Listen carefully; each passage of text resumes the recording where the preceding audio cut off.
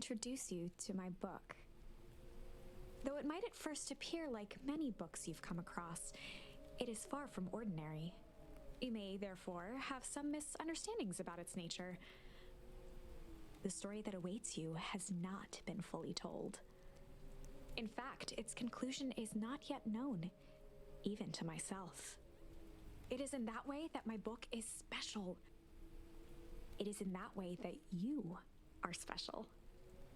Without you, there is no story. Chapter 1. Normal isn't what it used to be. This is a story about change.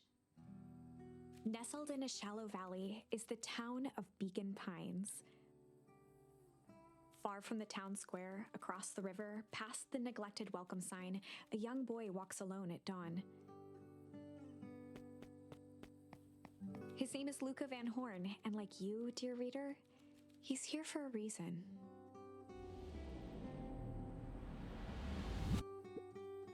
Man, if this fucking game is immediately gonna be sad, I'm turning it off.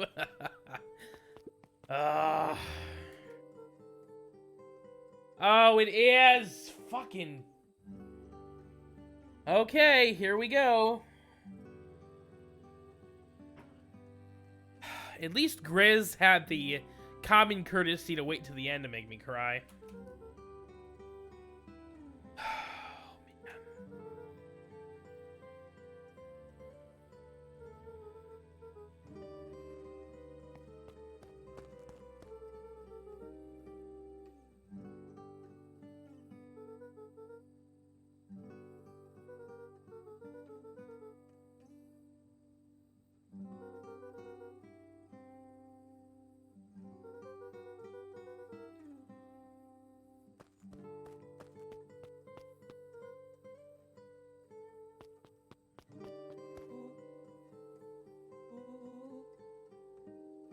Rolo was Luka's closest friend. He possessed many fine qualities, but subtlety was not one of them. I think Rolo and I are gonna get along just fine.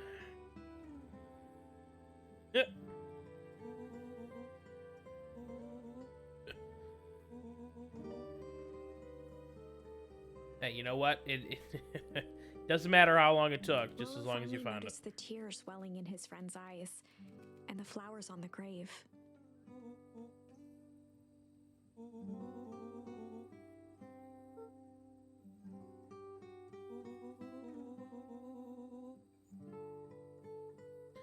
Good. Good. This...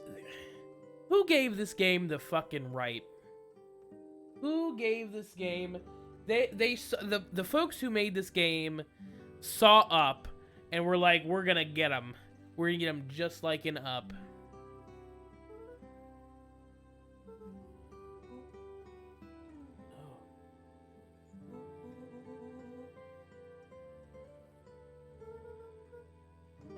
Oh, well, she's just missing. That's...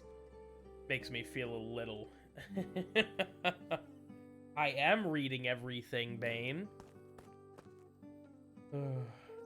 No, I'm not doing that. No!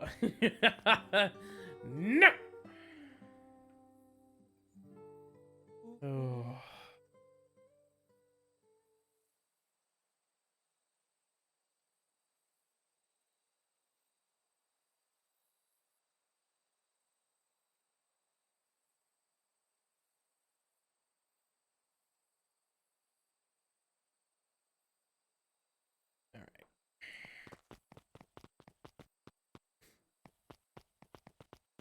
Oh, that's a nice touch.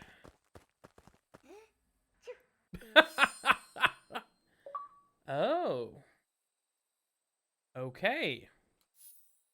Found a charm. Okay, what a hell of an inventory. Wonderful. Oh. I had a good feeling about you from the moment you opened my book. That charm is a very special thing. Very special indeed. Keep hold of it for now. Its purpose will reveal itself soon enough. Great. Well, now all the... Oh, are they growing back? No. We're getting all these. 100% completion.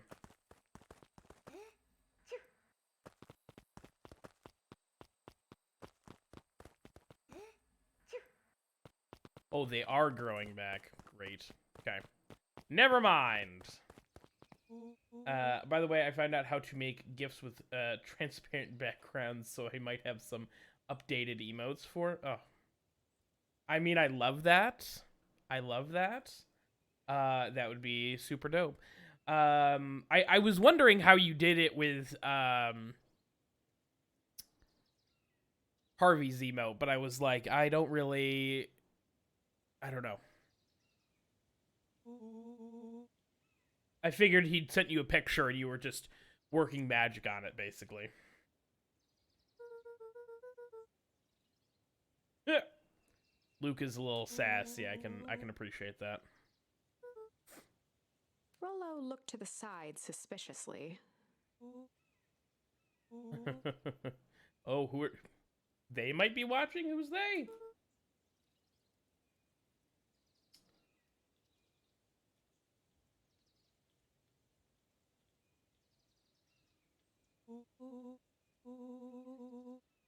We need to do this in a secure location. Mission control. I just have to tell Gran and we can head out. What are you gonna tell her? I don't know, I'll think of something.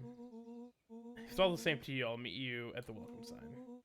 Your Gran still kinda wigs me out. I don't do well with new people. You moved in like half a year ago. Just me be by the side when you're done. Treat yourself, I won't be long. Goody. Tell Gran before heading out with Rolo.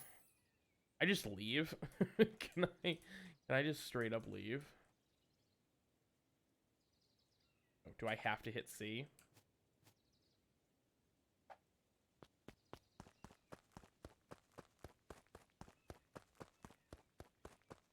See, now that I got that one charm, I'm gonna explore everything.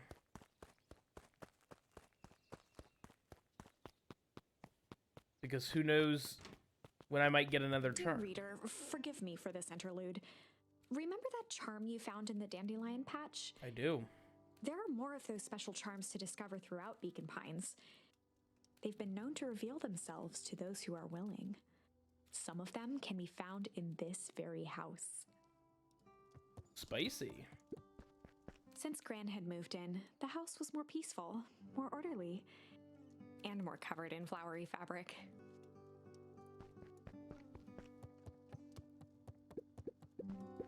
One of his father's old stethoscopes. Luka had spent countless hours listening to anything and everything with it. Not for years, though. Wow, make me sad again, game. On.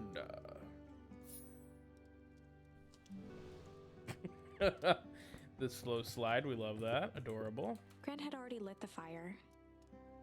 She kept a warm house, as if by grandmotherly obligation. That is true. Grandmothers do tend to enjoy a warm house. I've never known really why. My wife's Just grandmother some has dusty always absolutely like Gran had commandeered the upstairs closet when she moved in. Some things need shelter from a young boy's mischief, she said. Oh. I'm getting all kinds of charms. Luka tossed on his favorite old sweater. Even though it was the first day of summer, a chill still hung in the air.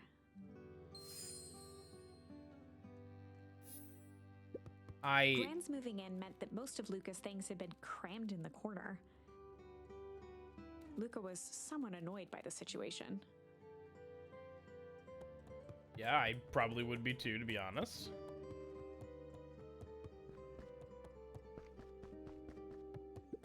Gran's bed was undisturbed. Luka didn't mind that she had a habit of falling asleep in front of the fireplace. It meant that he could read late into the night. Oh, he's a bookworm. We love that for him. Luka paused at his parents' bedroom door. He just wasn't ready to go in yet. Fair. The little, come on, that little hop, jeez. An array of prepared meals crowded the refrigerator, each labeled with the day of the week. Is Grandma into meal prep? A pair of dull scissors, a broken can opener, a mostly Shut empty up, bottle Bane. of glue, and some loose string. Everybody has a junk drawer. Oh, we love it. We love it. We love it.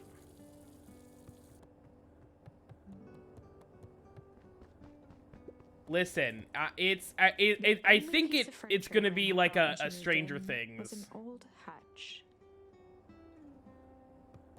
It's gonna be like a Stranger Things sort of scary, where like shit doesn't seem scary initially, and then stuff starts happening that's like, okay, like I guarantee. Oh my, this is quite exciting. I guarantee. No, but I've heard about that. But that in the same sort of like vein where like stuff starts off normal and then it gets weird as the game progresses. I am now certain that you are the one I've been waiting for all these years. Because I walked out into the backyard. You'll recall I was a Hey, bit coy girl. regarding the use of charms earlier. Excuse me. I tend to have a flair for the dramatic. That's all right, me too. You are about to encounter your first turning point.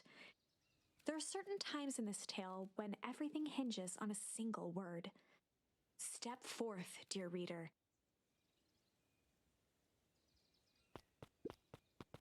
That's Young fine, Luka would chicken spend noodles. I hours appreciate hiding it. in the bushes, waiting for a chance to jump out and startle his mother. She always enjoyed humoring him by feigning terror. All right. A beginner's guide to gardening laid open on the bench.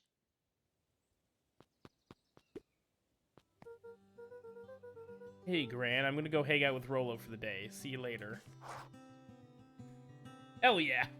You always put easy stuff on your to-do list, so it feels easier. Hold up now. Where are you and Rolo headed exactly? Oh, nowhere The special. less Gran knew, the better for everyone involved.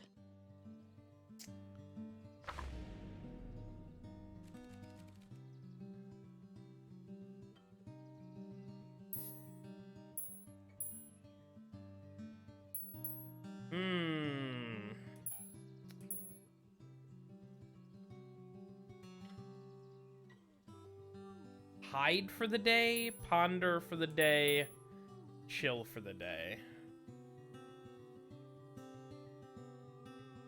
And I love how the game is automatically like putting pages. This is the attention to detail I can appreciate. I'm definitely between chill and ponder. I think hide's a bad play here. We're gonna go. I feel like chill, right? It's summer. I think chill. We're just gonna go chill for the day. We're just gonna go chill for the day. Best lies are built on truth. You boys are always in the hurry to do nothing. We stick to what we're good at. Make sure you're done chilling in time for supper. Easy. Impressive. You've managed to navigate your first turning point without too much of a mess. That is the power of charms. A single word can change everything. I think it's time to introduce you to the Chronicle.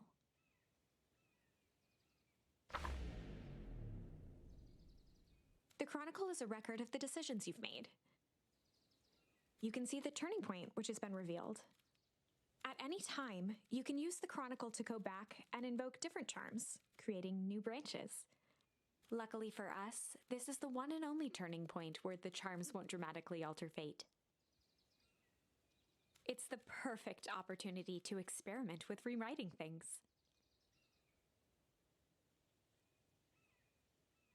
Okay. A grand jury. Adorable. All right. Well then let's go with ponder then, just for fun. We're just gonna go ponder for the day. Oh really? What are you guys gonna ponder on such a lovely day? Exactly. This was Luka's chance to sell his alibi. You know, big stuff, small stuff, medium, mostly medium pondering. Great. Nailed it. We love it. Make sure you don't overburden yourself with the preponderance of pondering. Wow. Okay. All right, Grandma. Oh, forget it. Off with you now. Oh, the little walking stick waggle. We love that. Okay, so I didn't realize that this game was gonna have. This is giving me as Duskfall vibes, and obviously there are other games that are like it, but that's just the first one that immediately comes to mind. Except for I can go back and rewrite and rewrite things. That's really wild. Oh, and Luka, you and Rolo stay out of trouble. I know. No promises. Immediately. Oh, man. I'm digging it. I'm digging on this. Oh, Peter Parker would sing about this in a jazz club. In the worst Spider-Man movie ever made.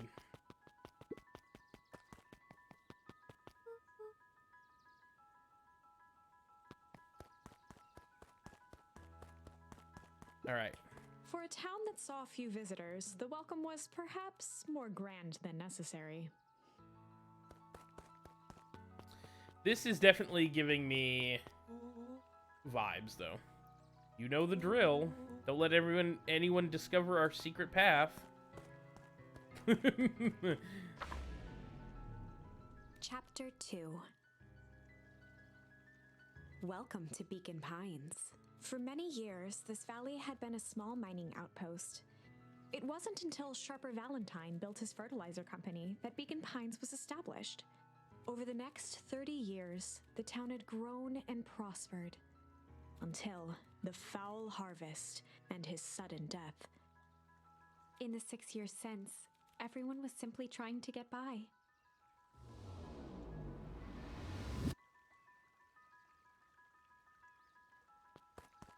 Huh.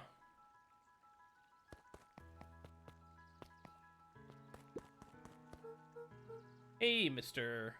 Here. Oh, hey there, pal. Kerr was the CEO of Perennial Harvest Company. He had become a fixture around town over the past few years. After the failing of Valentine Fertilizer, the town was hungry to welcome a new source of employment. Oh, I don't like his teeth. His teeth look too... His teeth look like when you... when dog food companies put, like, a dog in their promotional art, but they give the dog, like, human teeth. Like, and not just, like, normal human teeth, like, perfect human teeth. It's a little unsettling. Excited for the big festival? Sure. Come on now, when I was your age, there was nothing more exciting than a town festival. The food, the music, the dancing, sounds pretty alright. You're gosh dang right it is. Looking forward to letting off some steam myself. Make sure you invite all of your little friends. I couldn't keep Rolo away if I tried. Excellent. Sorry, Luka, but I have to get back to the proverbial grindstone. Our harvest awaits and all that. Oh, now. The left side's a little low. Who's this fella? Sorry, young Mr. Van Horn. Can't talk now. Very busy with preparations. Mayor Augustus Valentine was not busy. Oof. Sorry, Gus. How many times do I... It's Mayor Valentine. Flustered, Gus instinctively loosened his tie. Keep up the good work. I must briefly attend to a concerned citizen. Huh? It's nothing. Keep at it. Now, what can the mayor of Beacon Pines do for you today? Oh, just saying hi, I guess. Ugh, well, good day to you, young Mr. Van Horn. Okay.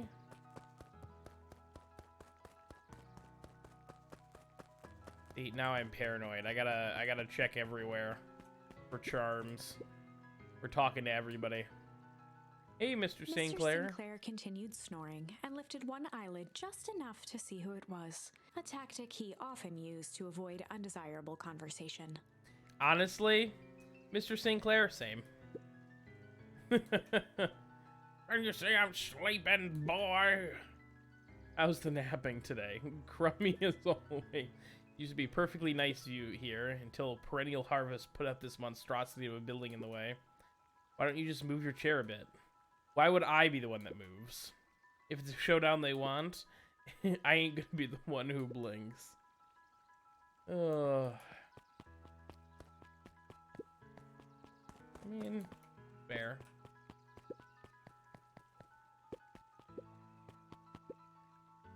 Come on, Andy, grab his wallet. I'm sorry, Iggy, I can't. Do it or we pound you? What? What is happening? Yeah, but my mom said, yeah, but, if I had a nickel for every yeah, but, I'd be the frickin' king of nickels. Oh, that's a title. Ain't that right, Tish? Yep.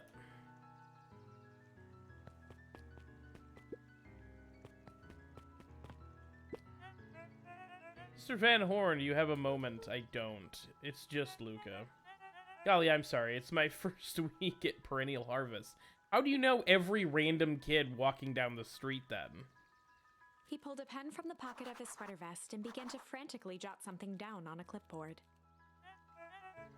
Wonderful. It won't happen again. If we're going on a first name basis, then you can call me Pete. Pete the Red Panda? Sorry, what are you writing? Oh, just documenting. Gosh, it's exciting to be part of something so darn special. Yeah, I can tell by your beautifully coiffed hair that you really care so much. You know, it's not about new fountains and phone booths. We're gonna change the world. Yeah, it's your first week, bud. Let's... I wish I had this much enthusiasm towards life. And it all starts here, at Beacon Pines. Isn't that amazing? Uh-huh. Anyways, I gotta go. That reminds me. We'd love to hear your thoughts. My thoughts? No, I have never, ever seen anyone who does, like, the surveys and stuff care about a kid. Like, this is wild.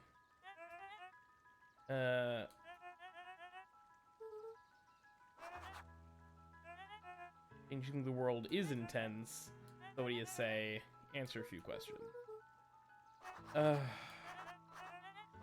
Open to answering a few quick questions. One down. See, that's not so hard. Okay. We're going already. Question 2. What is something you love about Beacon Pines? I've really never thought about it before. It's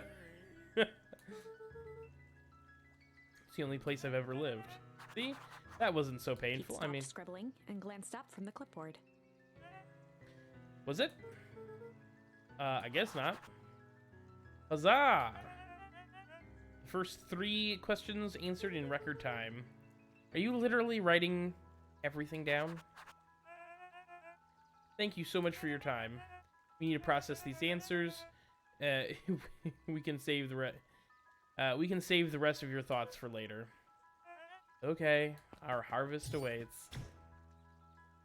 All right, bye, guy. Oh, it's a tree house. Okay, good to know.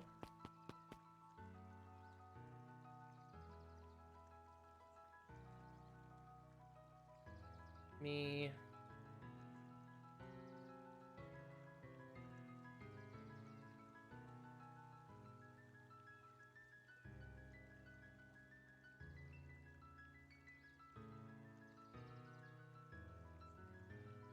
Really not going to cooperate with me, huh? Okay. We're gonna see if this is any. I realized that where my webcam was, it was completely blocking the person that Luka's talking to. So I want to read the sign. Old Pickler's Pond.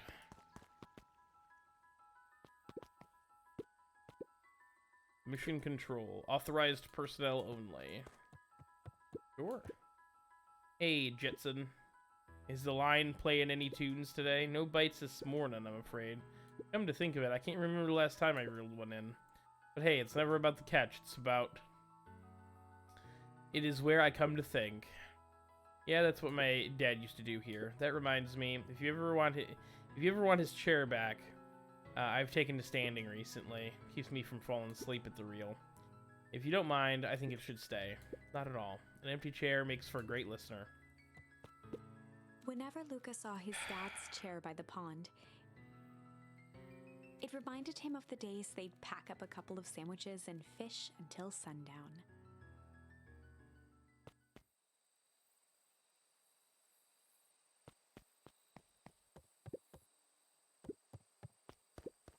Luka opened the tackle box and picked the perfect bait.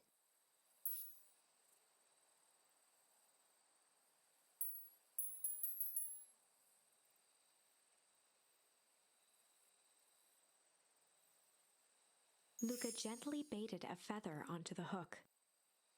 Good for skimming the surface.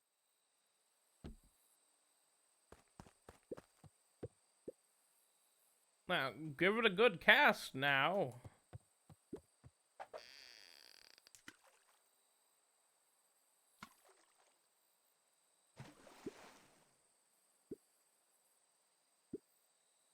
Okay. Damn it. I fucked this up. Luka gently baited. Good for skimming the. Okay. I'm playing by Animal Crossing rules, and you never pull on the first. Oh, okay. Come on. Easy there, bucko.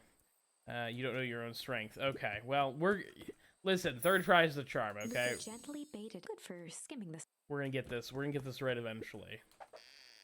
All right.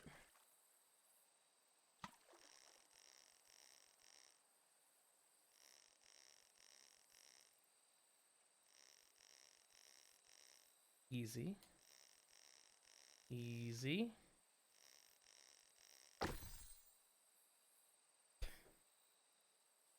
I got a duck! I got a rubber duck. Well, I'll be switched. It's your old rubber ducky. You were just a little drooling ball of fur when you lost that. Cried for days. I told you it'd turn up.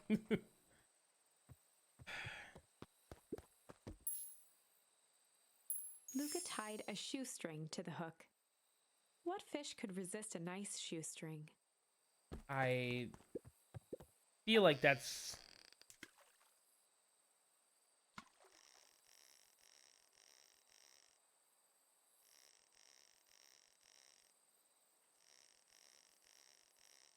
easy. It's a boots! Oh, we're right in Warframe, baby. Where do you think the other one is? Hard to say.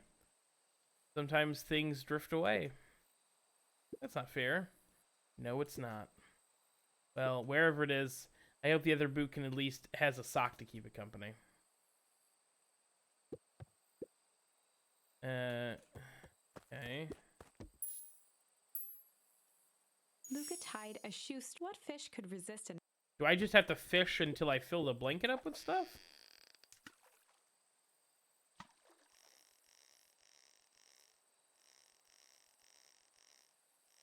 I hate this game the way I hate Lion King. First off, how can you hate Lion King?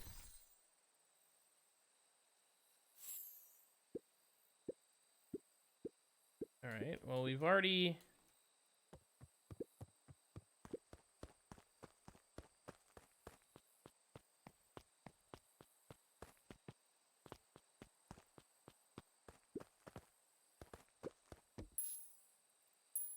Luka gently baited. Good for skimming the...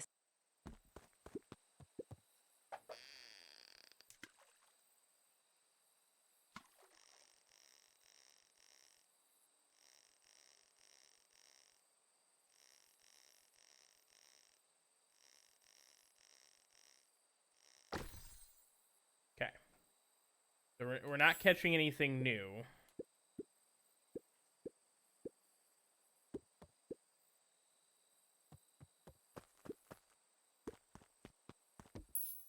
And I've only got the two options right now. Luka tied a shoe. What fish could resist?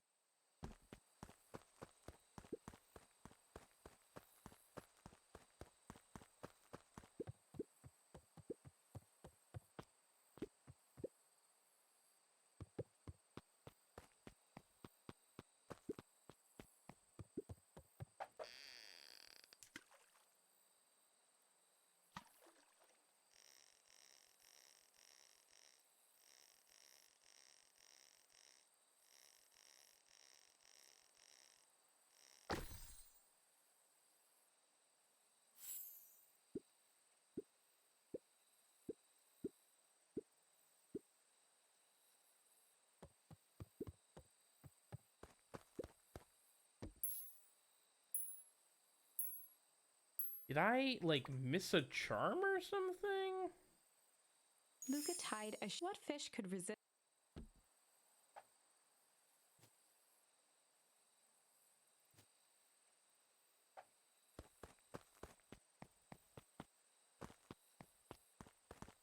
Very confused. There's literally nothing else for me to do here. That's the like. There's only two types of bait. I've tried talking to everything and everyone.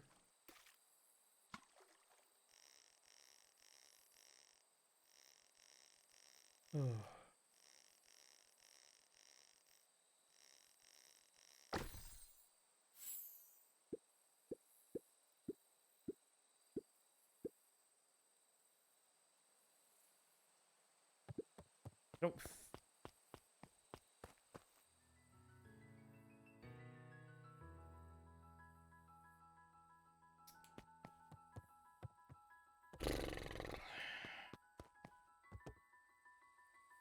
We're not gonna talk about it. We're not gonna talk about it.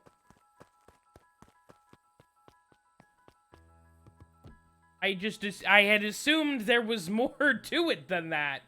That's the thing is like, why and that is a great example of like, why wasn't it more clear that you could just walk away? After Luka's father had passed, Rolo became obsessed with them building their own Hank atomic star scraper. It was some time before Luka realized it was Rolo's way of keeping him occupied.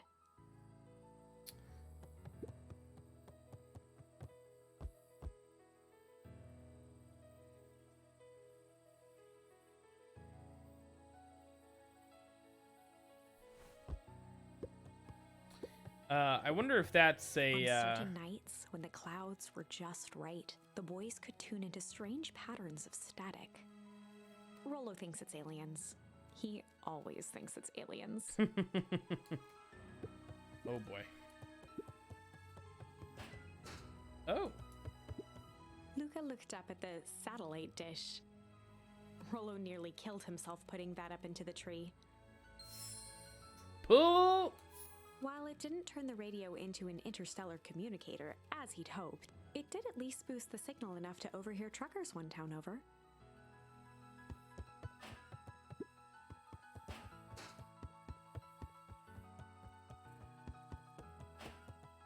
Alright. So what's his top secret plan to start our summer? Well, you know the abandoned warehouse by my place? The old Valentine building? Yeah, well, it isn't abandoned. What makes you think that? Get this. Last night, it was glowing. Glowing? Are you sure? Kinda. That place has been empty since the foul harvest. Yeah. So, the first company that came through was Valentine Fertilizer. And that is also the name of the mayor. So I'm wondering if the mayor is related to the failed fertilizer guy. Who would even want to poke around that place? We would, Rolo.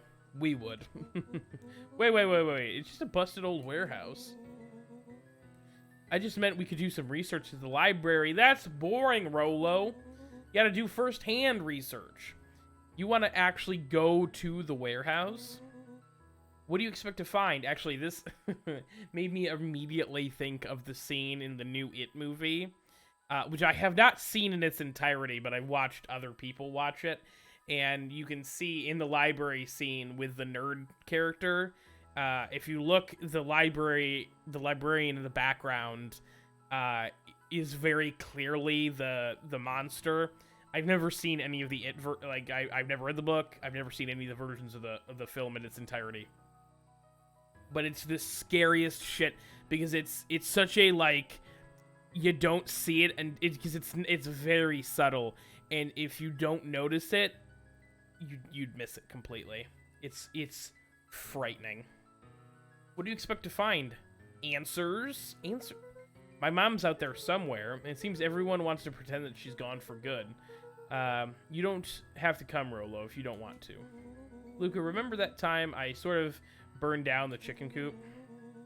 And you jumped in and said it was your fault before my pa throttled me? This is a flamin' chicken coop sort of deal. I've got your back. Thanks, Rolo. Doesn't feel like it's that major of a thing, but sure. Now that I come to think of it, poking around a decrepit fertilizer warehouse is exactly how I want to spend the first day of summer. Y'all are... Kids these days are wild. Luka's winter coat decommissioned for the summer. With the cold holding out longer than usual, he reconsidered its usefulness.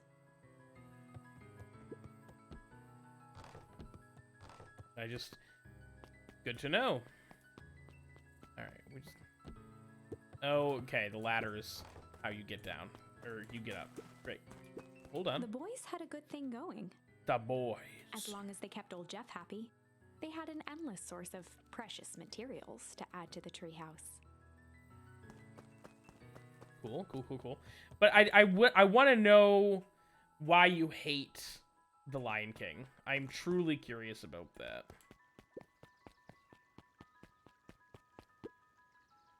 These kids are monsters. I don't like them.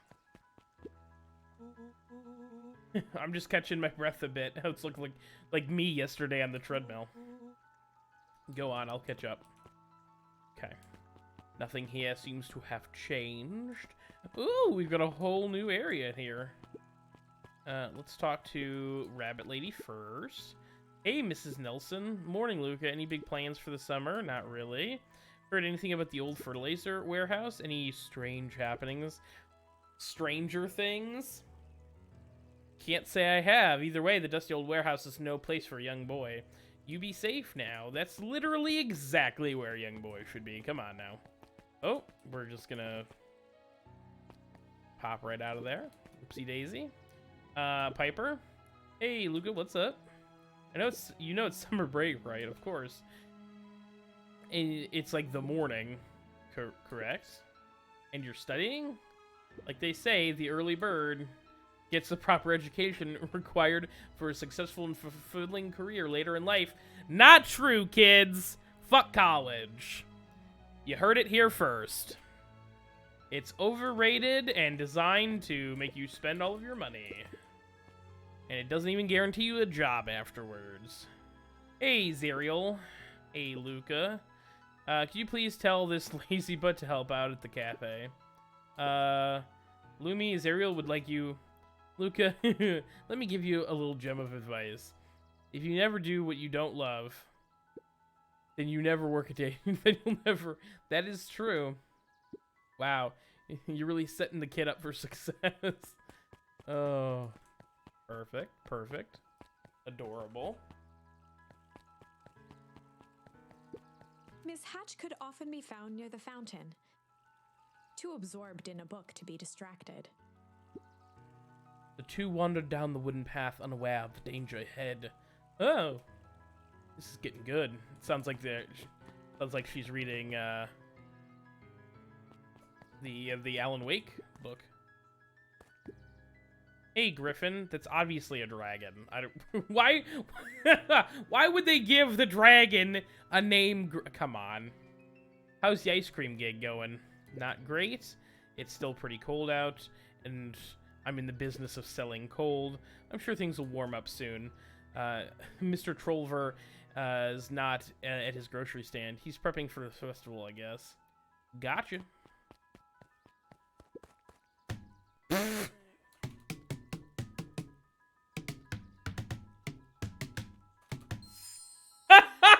I knew it! I knew it! Listen, kids. Never, ever trust authority. Question everything. If there's a sign that very clearly says no touching, you touch the shit out of it. I'm just kidding. Don't do that. Find a happy medium, okay? Listen. If it's a big watermelon-looking thing like this, you can do it. Amazing. Amazing. Oh. Hey, Bert. Hey, Luka. I'm doing some fact-checking for the town history exhibit. Look, kid, I'm just here to put up lights. But did you know, when the town was founded, there was only 7 citizens, and they all worked for a mining company, and there was only one dirt road leading to town, and there still is only one road leading to town. All right. Amazing. Amazing. Okay.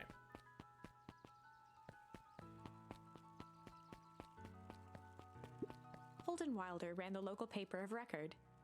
The Beacon Beacon? The Beacon Beacon. Oh, hey, Mr. Wilder. Morning, Luka. What's the day have in store for you? I was wondering if you heard any news about... News? The Beacon Beacon knows the news that needs knowing. Any news about the old fertilizer warehouse? Nope. Oh. Rolo thought he saw some lights there last night. Ah, Rolo ought to be careful poking around that part of town. The winds of change are blowing. And change is a dangerous animal. Change. Nice. This is what we're here for, baby. Last Chance Diner. Okay.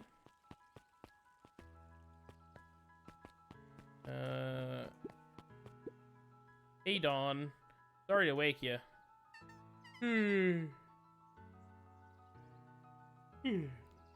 No problem. Comes with a job. Dawn had dreams of becoming a big-time reporter.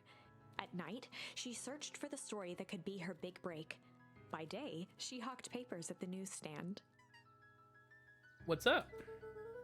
Rolo said he saw something strange at the warehouse. You know anything about that?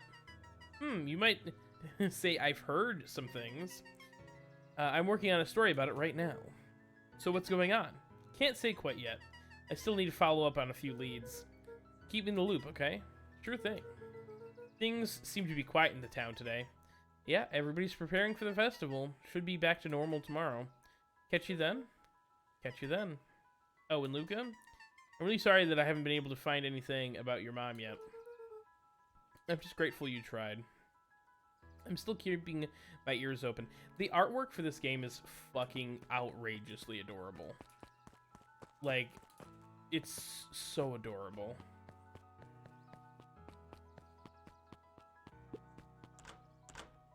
Oh. I guess Mrs. Fratelli is getting ready for the festival. No Last Chance Diner here, boyo. Alright. Oh, Luka, just the fella I was looking for. Hey, Roxy, what's up? Rendezvous with Roxy. This is an important turning point. The first time where your charms will change the course of fate. Right. And currently, we only have one suitable charm at our disposal. Have no fear, we can always return later using the Chronicle once we find more charms. Well, now I'm just rambling. Where were we? Have you seen my blockhead brother today? He skipped out before breakfast. Well, not really, no. Can't say I have. Can't say or won't say. Roxy, would I lie to you? Yes, absolutely. Luka, wait up. I almost forgot to tell you. Roxy might be lurking around here. This is one of her favorite places to stand around and be useless. Roasted. Rolo. Cut it out, Rolo, my guy. Chill out with that. Oh, alright. So this isn't gonna work here either.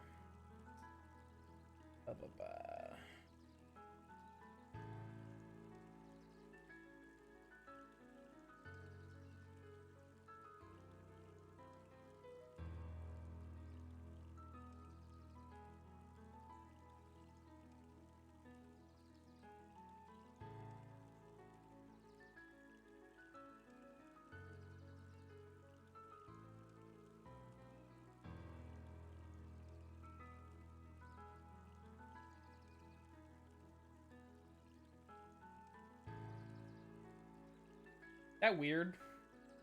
Seems to be the only place that there's not shit going on, so we're just gonna figure it out, alright? Oh.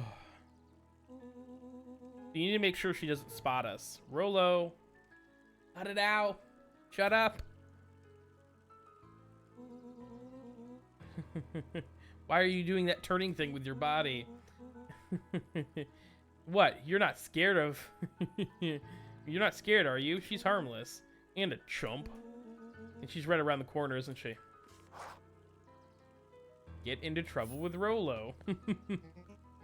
Don't mind me, I'm just lurking uselessly. Oh, hey sis. Nice weather we're having, huh? I couldn't help but notice you snuck out this morning before breakfast. Wasn't hungry.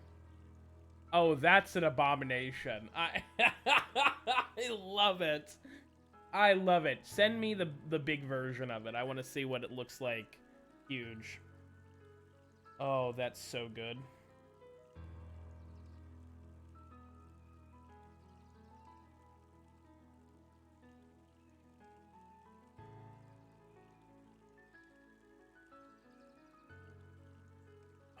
Is that... I assume that's another Harvey. Yeah. Incredible.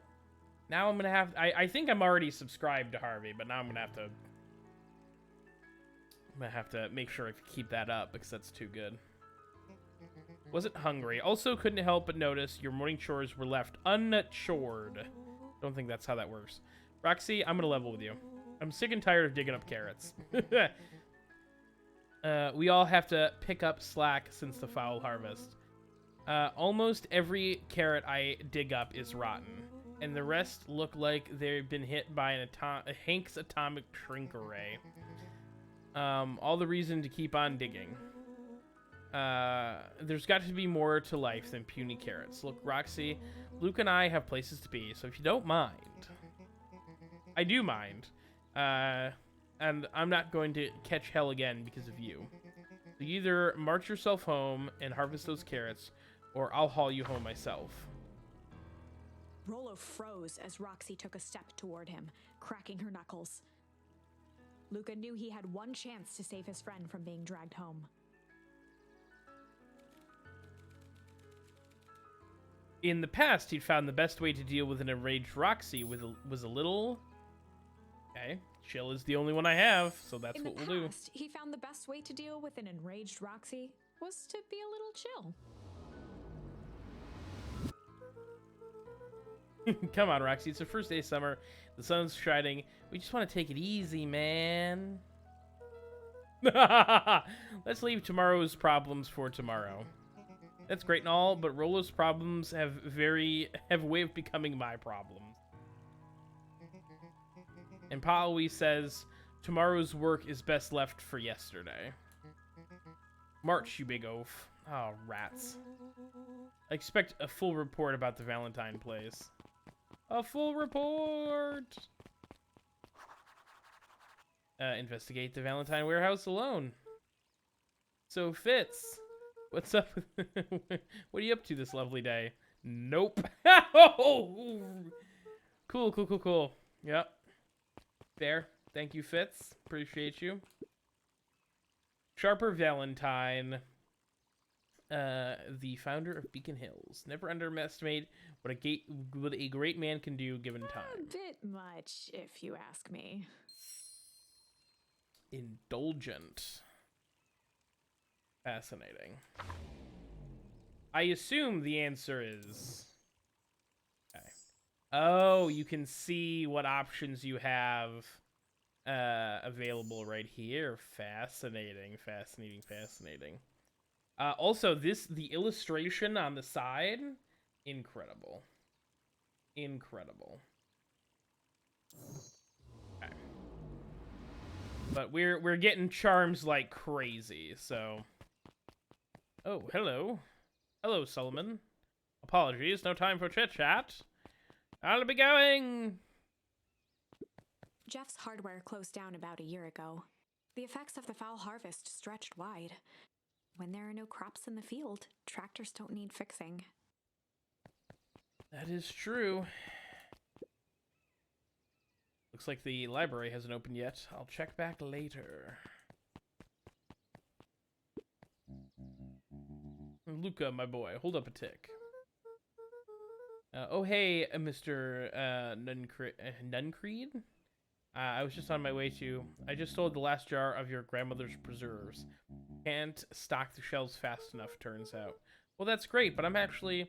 I guess Juniper will have to swing by with more of her lovely jams. Is Mr. Nuncreed trying to hit? Is that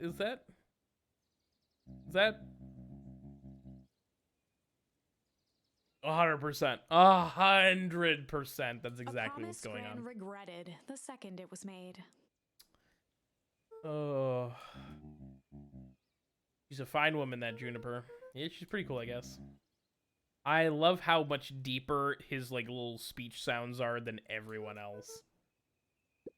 Okay. Kind of weird, my guy. Kind of weird.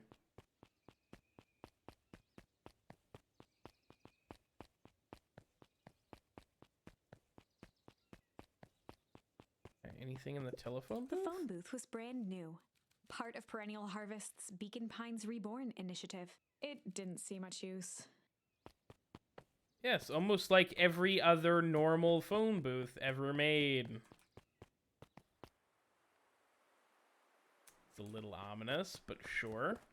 Luka peeked up at the beehive. It appeared to be deserted. That's strange. I want to smack it. Ooh.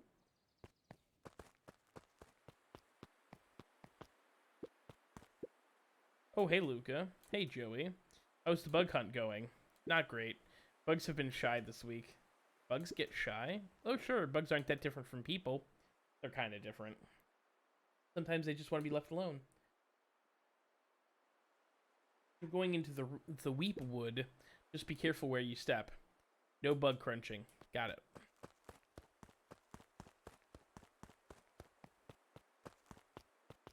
The path led into a small hollow at the edge of Weepwood.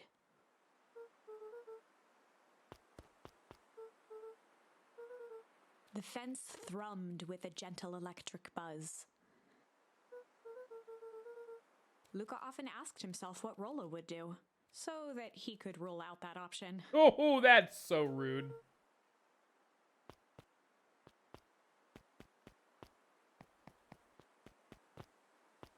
Okay.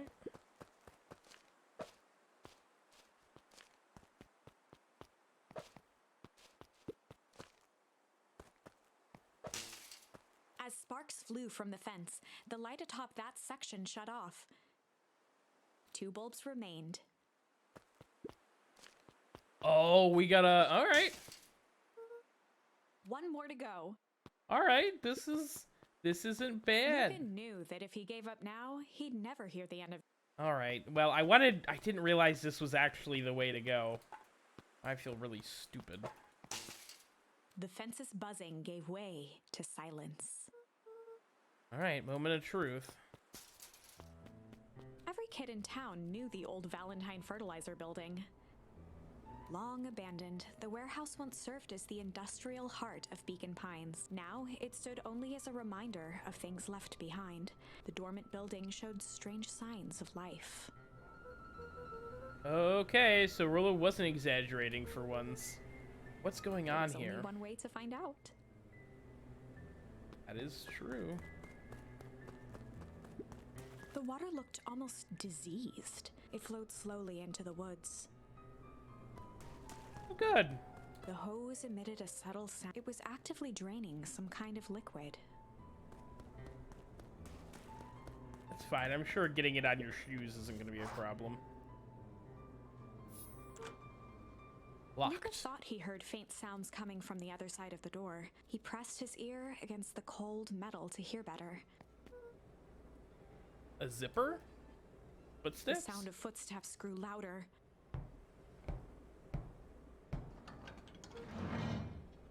Hello? It's a 2319! Shit. Oh, man. Okay. Fascinating. The heavy steel door knocked Luka to the ground. Disoriented, he looked up to see an imposing figure silhouetted in a green glow. It lunged toward him. He tried to scramble away, but felt a gloved hand latch onto his ankle. Luka watched his fingernails leave trails in the dirt as the hand slowly dragged him back through the door, into the lab, into the green light. This is a little Warframe crossover? The Jade Light? Is Luka gonna die right now? This story is about change. This is a story about change. It was far from the sort of change Luka imagined for himself. But change is, after all, a dangerous animal. The end? I probably should have warned you about this. There are many paths that our story can take. Most will end in tragedy. But don't let that discourage you. We will find the ending that this story deserves. Wait a minute! Just know it. Wait a minute! The Jade Light, that was a joke! That was a joke! Oh my god! That's so dark? Wow! From here on out, a charm will have a check mark when it's been used to its full potential at a given turning point. Now, let's try something.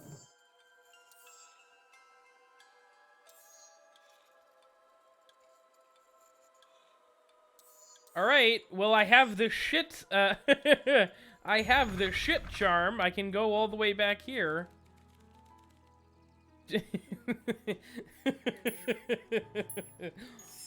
the past, he found the best way to deal with an enraged Roxy was to be a little shit.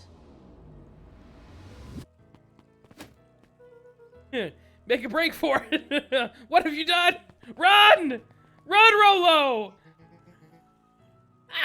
Did that little shit just kick me? Run all you want, you little twerps! You gotta come home eventually! Sorry!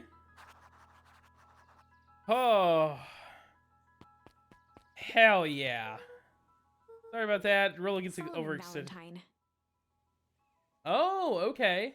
Alright. current ward of and future successor to the Valentine fortune, huffed as he brushed off his pants. A town of complete and utter fools. One wonders if it's worth taking anything here seriously. Either way, I'm really sorry. No matter. How are you doing? Me? Yes, with all that business about your mother and whatnot. I'm getting... I'm an idiot. Still no word from her at all. Sorry. This Solomon Valentine just gives me such hardcore Damian Wayne vibes, I can't help it. That is truly a shame. Oh! Goody. Your grandmother has taken a residence to keep house? Yeah?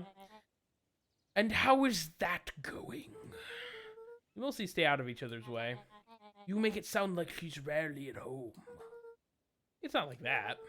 She just has a lot to do. She's still settling in and trying to figure out how to make ends meet. Indeed.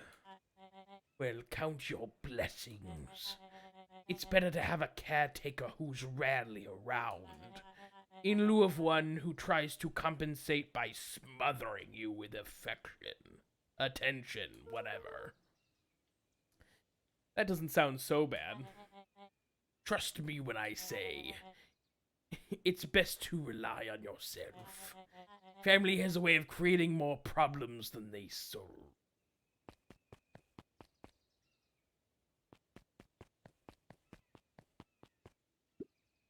Solomon trifled a gesture toward the approaching heiress Valentine. Speak of the devil.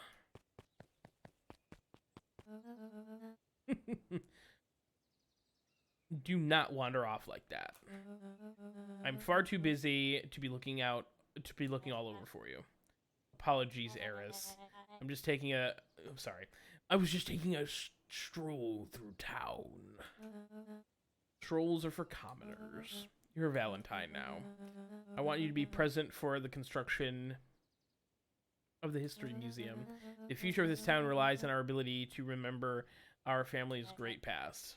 Of course. Sorry, Solomon.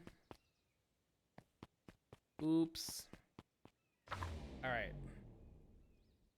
So that was certainly one way to get past things. So. Oh, God. Oh. Kind of a fucked up thing to say. Oh, I can't. Oh. Oh, okay. I thought he I thought he hit the fence or something. I am the champ. Okay, Rolo. Congratulations. We were racing. Did that road get longer? Like, anything ever changes around here. It seemed longer. You're just lightheaded from the run. You really need to pace yourself better next time. Not sure why I take advice from second place. Has this sign always been there? Wait, what? Caution, electrified fence. No, that's definitely new. Creepy. How are we gonna get around an electric fence? Don't worry, I've got this. Why did you do that? Pa always says you can figure out a plan was when you're done. You can figure out what the plan was when you're done. Your pa sounds kind of dumb. Great, now what? I did my part by establishing that touching the fence is bad. I'm sure you can handle it from here. I'll supervise. Yeah. From a safe distance. Yeah. Whoa, you're a genius. Yeah.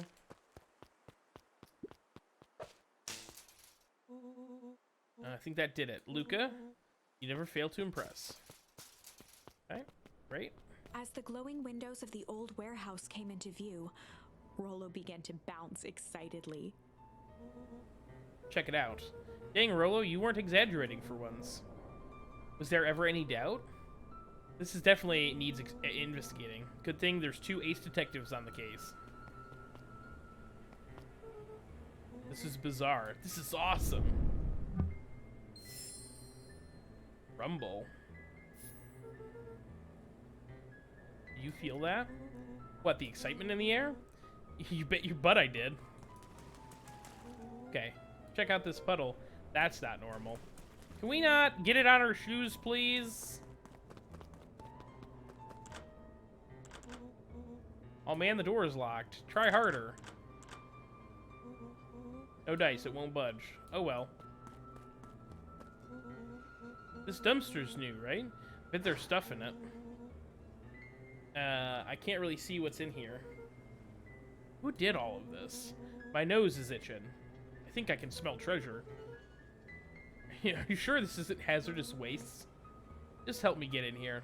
Rolo, it would be my honor to throw you in the trap. Roasted. Come on, Lady Luck. So what's in there? Let's see. Squishy bag of squish. Wow. A good inch of stagnant sludge. Your natural habitat. Wait, hold the phone. Hold 2 phones. Check these bad boys out. Are those walkie-talkies? Just like Hank atomic communicators. Oh, they're not covered in goop, are they? Ground command to Hank Atomic. Hank, can you read me? This is Hank Atomic, ground command, coming in 5x5. How, how are your vital readouts, Hank? It's getting a little stuffy in here. Requesting assistance for evac. Help is on the way. What was that? Someone's coming. Give me your hand. I'm trying. My hands are covered in squish. Oh, God. Scoot over. I'm coming in.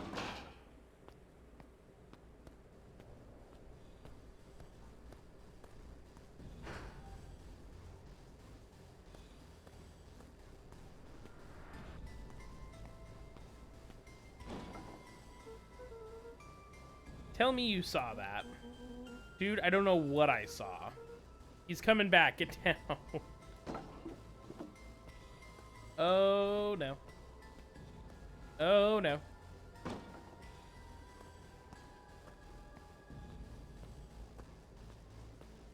boy sat petrified under the weight of the bag.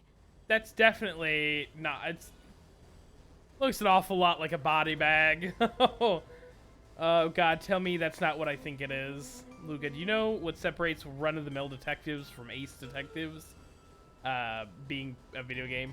A ridiculous hat. When the chips are down, ace detectives dig deeper Rolo for felt clues. around at the large sack which burdened them. He snapped Aha. off a tag from just within a small zipper opening in the bag. Some sort of badge or something. What's Rolo it say? held the badge up to a faint shaft of light within the dumpster. Dr. Prescott, Deep Engineering. It's a name tag. Who would throw away a bag of old slimy name tags? I think it's just one name tag in a bag full of something else. Oh, okay. I think we need to make a break for it. Stay calm, this is no time to panic. I'm not panicking! You're panicking! Rolo, calm down. You don't have to squeeze my hand so hard. Dude, I'm not holding your hand. Quit messing around.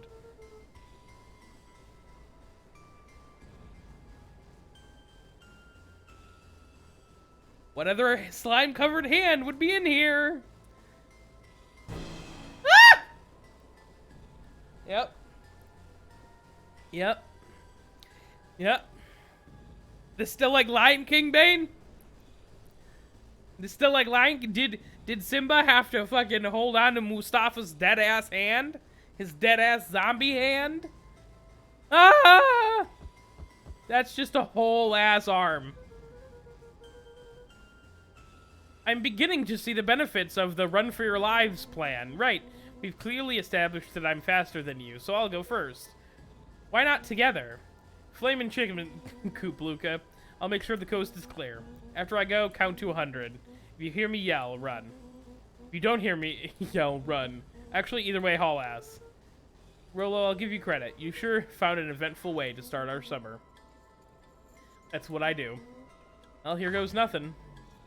Luka sat in the dark, tracking the sound of Rolo's footsteps as he ran.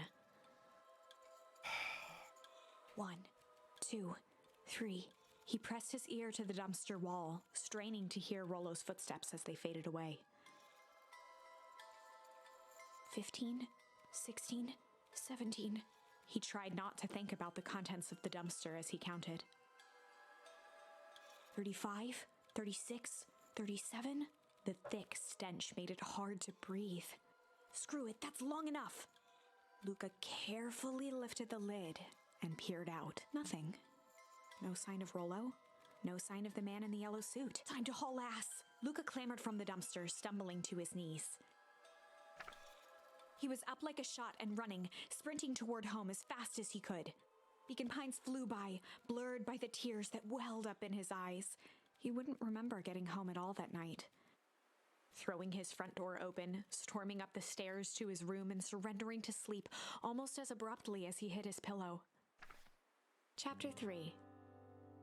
Finding a Friend. The next morning, it was quieter than usual at the breakfast table. Only the sound of silverware and chewing interrupted the awkward silence.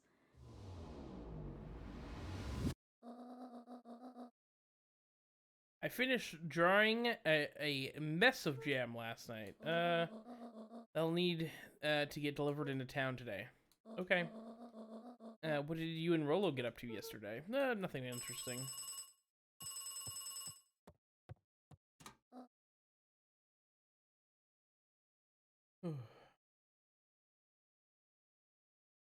Hello? Calm down. No, of course it was the right thing to do. Start gathering folks. I'll be right there. Are you sure there isn't anything you want to tell me about yesterday? Anything I want to tell you? No, not really. We just sort of ran around a bit. Gran's brow furrowed. She let out a long sigh. Her voice was quiet and even. I have to go take care of something. We were to stay in this house for the day. Under no circumstance are you to leave. What? If I'm not back by dinner, there's stew in the icebox. But nothing. You're to stay here, understand? Yeah. Say it. I'm to stay here until you get back. Good.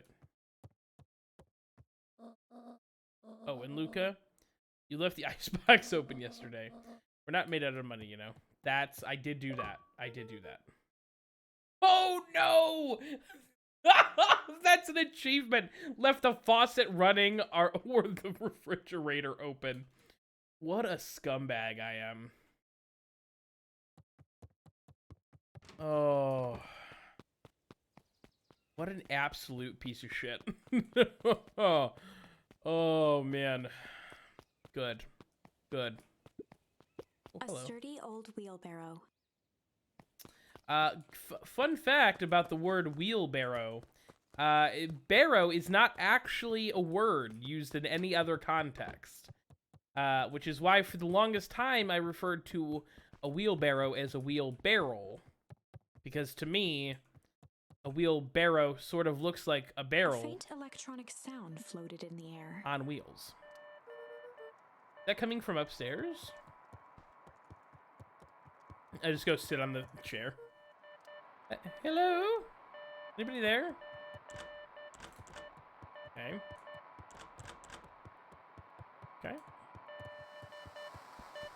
Oh, from the walkie-talkie. Rolo, is that you?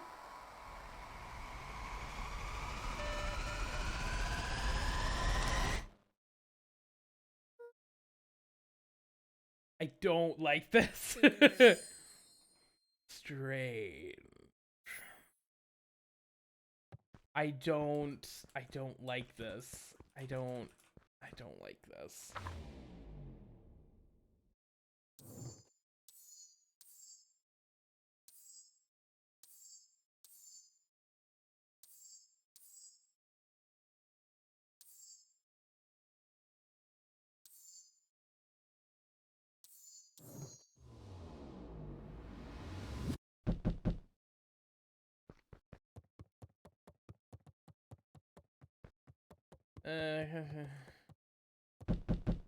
I'm coming. That comes from an old English word, barrow, the wheel is similar to a stretcher, giving two people the ability to carry a load. Oh, hey, Roxy. This is about me accidentally kicking you yesterday. Is Rolo here? No. Look at me, Luka. This is serious. Is Rolo here? No, I haven't seen him since yesterday. Rolo didn't come home last night. Oh, this is getting dark. This is Stranger Things. It's furry Stranger Things. Oh no! A pit formed in Luka's stomach. Oh no, Luka didn't even bother to check on Rolo? Where's the last place you saw him? We were playing around in Weep Woods, and then it was late, and we went home. Weep Wood, if he's still alive, I'm gonna kill that little creep. Is there anything else? Anything Luka's he said? mouth felt dry. No, we were just messing around. Okay. I need to go let people know to check the woods. You just stay out of trouble. Go see if he's hiding at the library or something. Luka could feel his heart beating in his throat. Oh.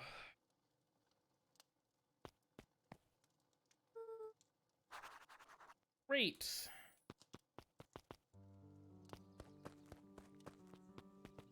Well, my friends may be dead, so that's fun. The road leading to Beacon Pines was long and uninspiring, a sort of natural barrier for the impatient.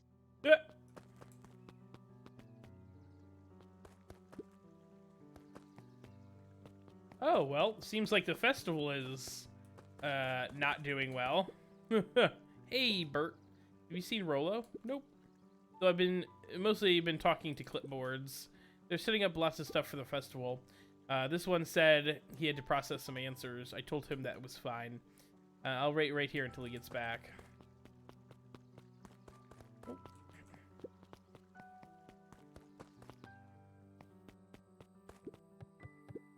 Hey, Jetson, have you seen Rolo by any chance? Afraid not. As elusive as the fish in this pond.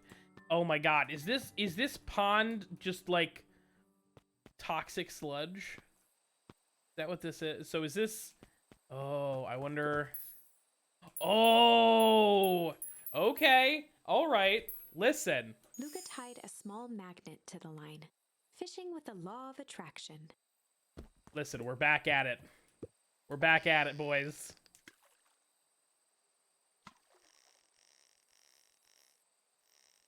This is a weird minigame, and I am gonna finish it. A key. Okay. Where do you think the lock is for this key? Now, why would we want to find that? Because then we know the secret. Ah, that's no fun. The second we know what it unlocks, it just becomes a boring old key. Right now, this key could unlock anything. Cool. Also, baby Luka, adorable. Come on. Luka stuck a toy stretchy hand onto the hook. A toy Those things stretchy always get hand? dirty anyway. Amazing. How are you, Slender?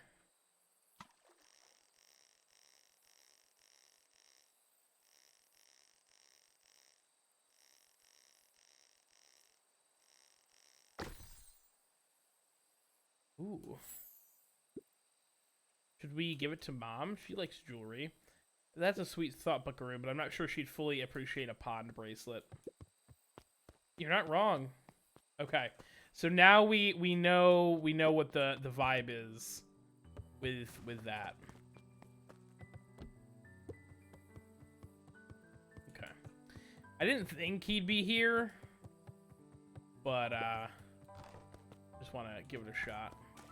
Small dogs are the worst. It depends on the small dog. I would say the vast majority of small dogs are pretty annoying, though. But I have seen some small dogs that are not terrible. I wonder if I sit here long enough if this is gonna do anything for me.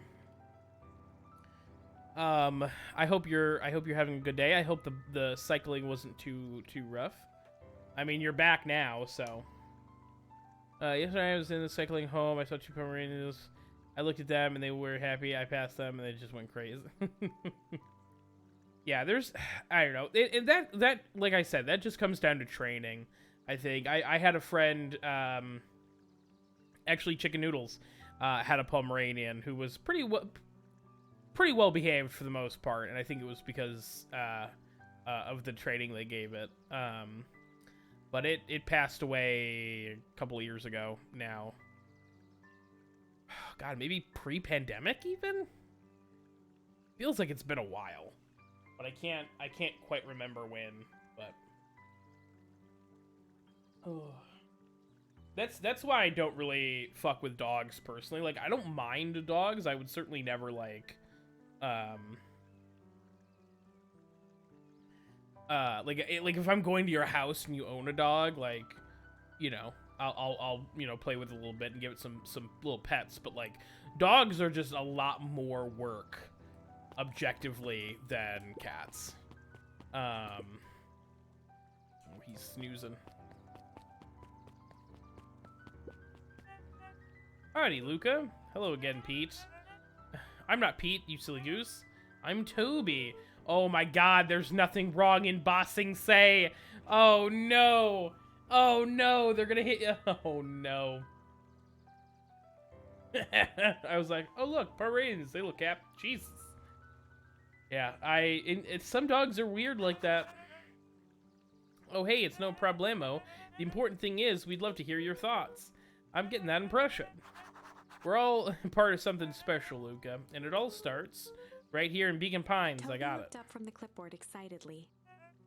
That's right.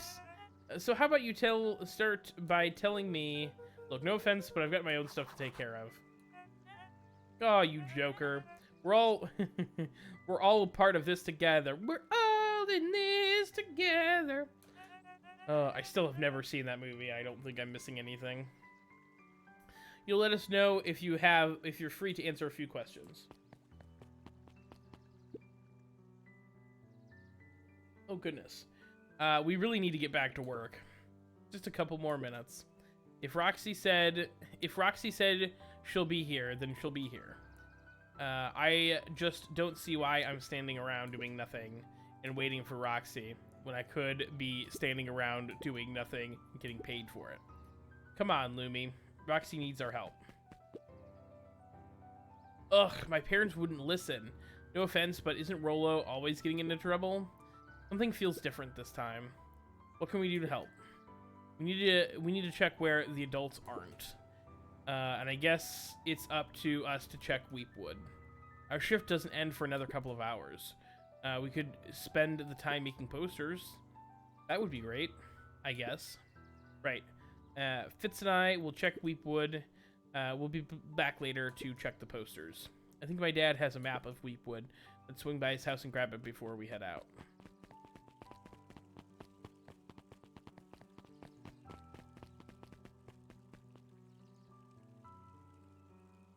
Yeah, people are just not the driving is hilariously. It's shocking how many people shouldn't have a license. Is it true about Rolo? Yeah, he didn't come home last night. I wonder if it's connected. Connected to what? I was checking out reports of increased activity around town. What sort of activity? Window list trucks, mechanical noises, strange lights. Your typical shady stuff. Who would be doing all that and why? Well, I have a few leads. The Valentine family is always suspicious. Perennial Harvest certainly has the resources. Do you have any idea where Rolo could be? The best place to start looking is where the trail went cold. Where did you last see him? We were in the Weepwood, right by Valentine's fertilizer. I'll check out Weepwood when my shift ends. I do my best work at night. Good. I'm glad everybody's going into the Weepwoods. So that they're all gonna get fucking killed by, whatever got Rolo. Perfect. Is this about the missing child? I must stress that the situation is completely under control. It just seems so terrible.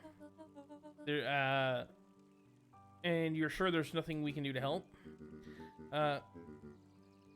Nonsense. Mr. Young Cotter will turn up safe and sound, I'm certain of it.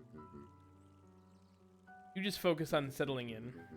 I trust my sister has supplied you with suitable lodgings. Oh yes, Mr. Valentine. Miss Valentine has been more than accommodating. We were just telling our daughter, Beck, that... Now, where did she run off to?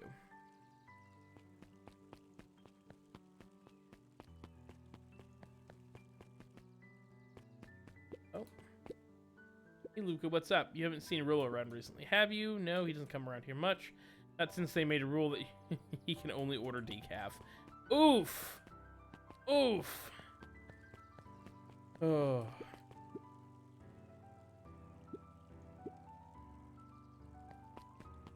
I feel like this character's sole purpose of being in the game is to, like, give us little hints about, like, what's potentially going on in like the next parts of the game.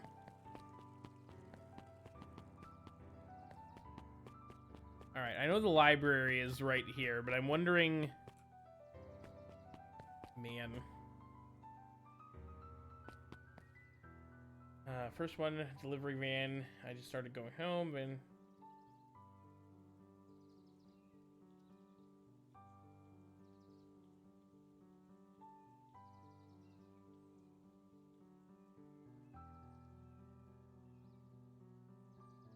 Oh, for sure, for sure.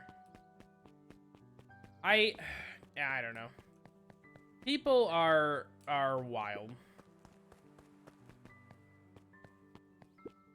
After the foul harvest destroyed their wealth and reputation, the Valentines shuttered off their estate from the rest of town.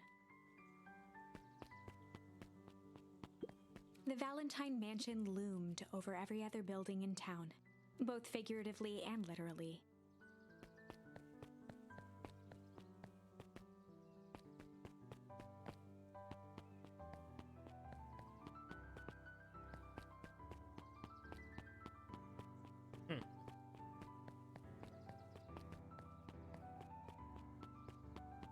All right. Well. All right, I'm gonna go to the library then. Hey, the door's open now.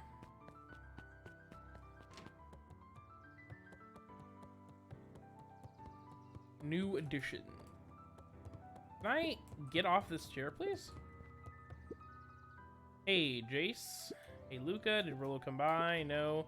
I was actually surprised. He's usually here early on days when a new issue drops. Rolo's the biggest Hank Atomic fan I know. Besides myself, that is. Well, if he does swing by, tell him to meet me you know where. I don't know where, but he knows where.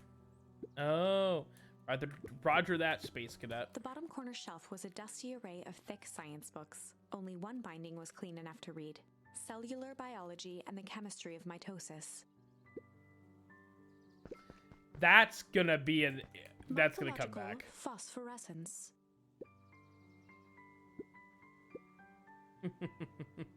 Myco, complete loss of interest.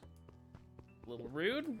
The entire top level of the library was devoted to comics, most of which were Hank Atomic and the myriad of lesser revered spin-offs.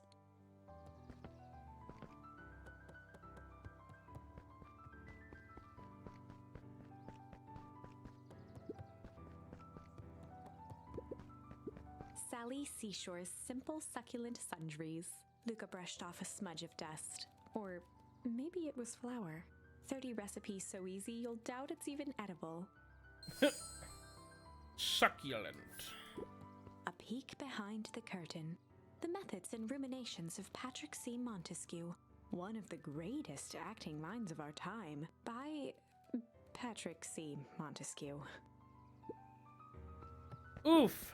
Oh, the cobs I've eaten, a salad-centric travel guide for the mildly adventurous. Yuck indeed. Yuck indeed. There were rarely any actual new additions, simply a variety of existing content rotated into the front display each week.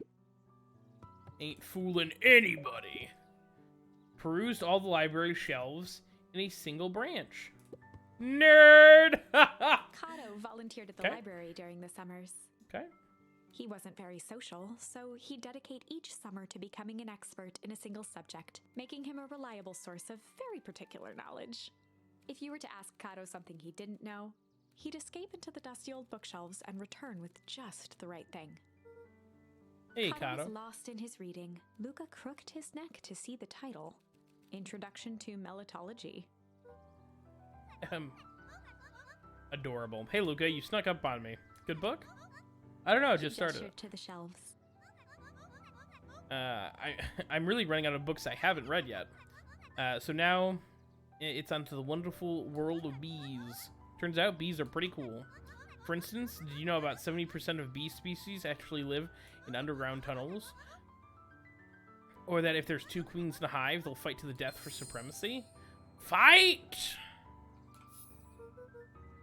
That's interesting, but have you seen Rolo? You haven't seen Rolo around recently, have you? Not since yesterday. Keep an eye out for him, okay? Sure thing. If you see him, you'll be the first to know. Okay. Alright, let's go here.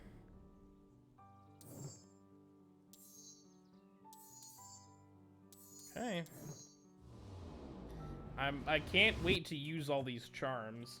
The second was from a home security vehicle. I was cycling at a pretty high speed, like I always do, and the home security vehicle decides to turn the other way around because there was a late traffic jam. And it just turns right, of course, right before me. And I think Mercedes drivers are dangerous. I've had multiple times with Mercedes drivers, always pretty dangerous and or impatient. Yeah. Oh, hello. What sort of monster puts candy behind a locked door? Oh yeah, Mr. Nuncreed works weird hours sometimes. Of course he does. How about you? When do I work? No, what's your name? Luka Van Horn. You're new here? Yep, not by Beck's choice. family moved often, giving her little time to establish any real connections. She would tell you she prefers it that way. I'm looking for my friend Rolo. He didn't come home last night. So he's missing? I guess so. Like, missing? Like, does this sort of thing happen a lot Luka around here? Shifted his feet uncomfortably. Well, that sucks. Yeah. So I should probably get going. Hey, wait up. What? Beck pulled a coin from her pocket. I'm coming with you. What? So says the unlucky penny. Unlucky? Well, technically it lands on heads. Well, technically it landed on heads. Leave this kid to find his friend alone. But I always do the opposite. It's kind of like me and Rolo. I guess Rolo is my unlucky penny. Adorable. That settles it. A person should never be without their unlucky penny. Let's go find him. Teamwork. The name's Beck. Pleasure to meet you, Beck. I hope I could use some help. Try to keep up. Okay. Well, I don't have any more objectives. I have a whole ass fucking bunch of charms, though. Goodness.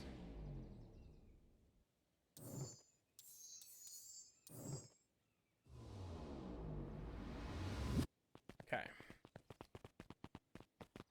To the woods, Beck.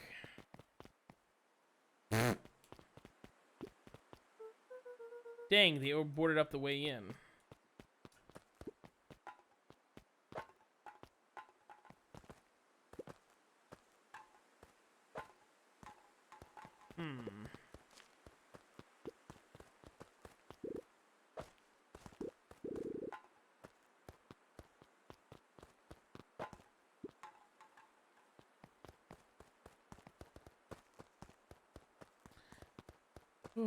Oh.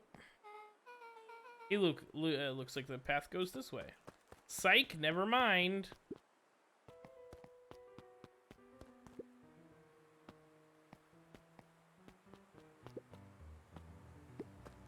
I'm doing well, Slenderman. This game is Luka felt a interesting. chill as he approached Beck. Her eyes were locked on the strange green liquid. The nearby grass was coated in a fine layer of frost. So is this sort of thing normal around here? Because puddles of glowing ooze are definitely not what I expected from this place. I have no idea what this stuff is. Well, the next obvious step is science! And what does science suggest? Poke it with a stick. Watched as Beck dipped a broken tree branch into the goo. Beck's eyes widened as flowers grew from the dead wood. First small buds, which quickly bloomed into vibrant petals. What the? Cool. As quickly as they had grown, the flowers began to shrivel and turn gray. Beck dropped the stick with a grunt of disgust. So the science tells us this gunk is weird as hell. Yeah, seems dangerous. What's these? Hey Tish, look what the cat dragged in. Yup. We don't have time for this right now, Iggy. Don't say things like that. You'll hurt Tish's feelings. Ain't that right, Tish? Yup. It looks fine to me. Why, hello. I don't think we've been properly introduced. Iggy is the name, and this is my compatriot Tish. Yep. You've probably heard of us. Can't say that I have.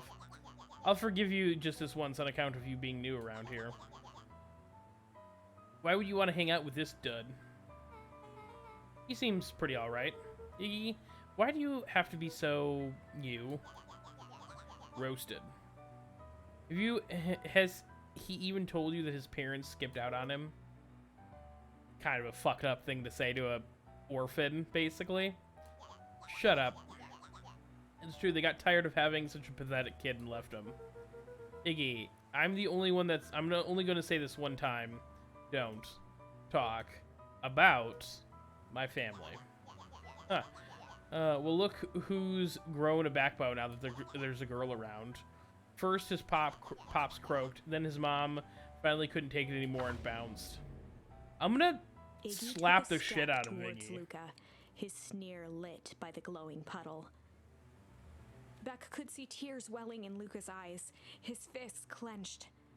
Some things about Beacon Pines were very different from the city, but a bully from a hayseed town is really no different from a city bully. Beck took a deep breath and thought.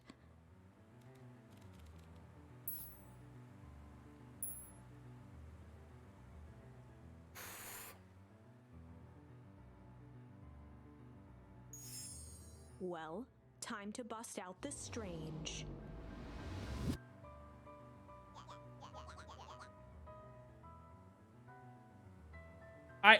Or smack?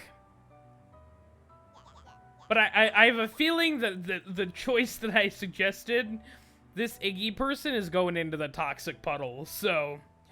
What's wrong with you, new kid? We're about to pound your friend. Beck stared in silence, the only sign of life being the twitch of an eye. It's weird when people don't talk. Yep. Stop being a weirdo. Hello? Are you some kind of wackadoo? Makes sense, wackadoos travel in packs, huh, Dud? At the sight of Iggy taunting Beck, something in Luka snapped. Iggy's smirk shifted to a look of shock as Luka launched himself into his stomach. Ah!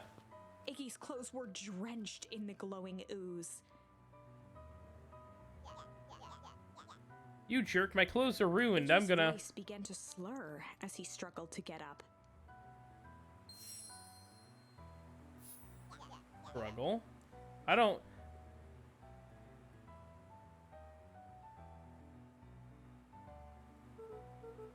I'm sorry, I just... Oh, shit. Yup. Get fucked, I guess. Lol.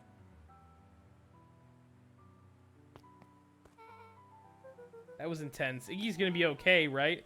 Nothing about this seems okay. This strange ooze and what it did to Iggy. Was Rolo caught up in all of this? Ooh. We have to find Rolo. You took the words out of my mouth. Yeah.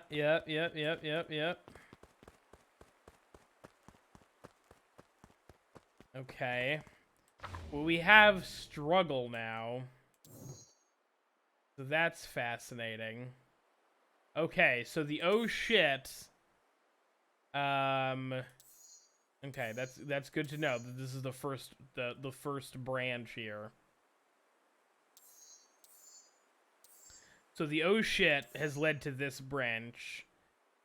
Oh man. Oh, struggle. We got struggle. Maybe. Oh man, this is gonna be this is gonna be a trip. This is gonna be a trip of a game. Wowee.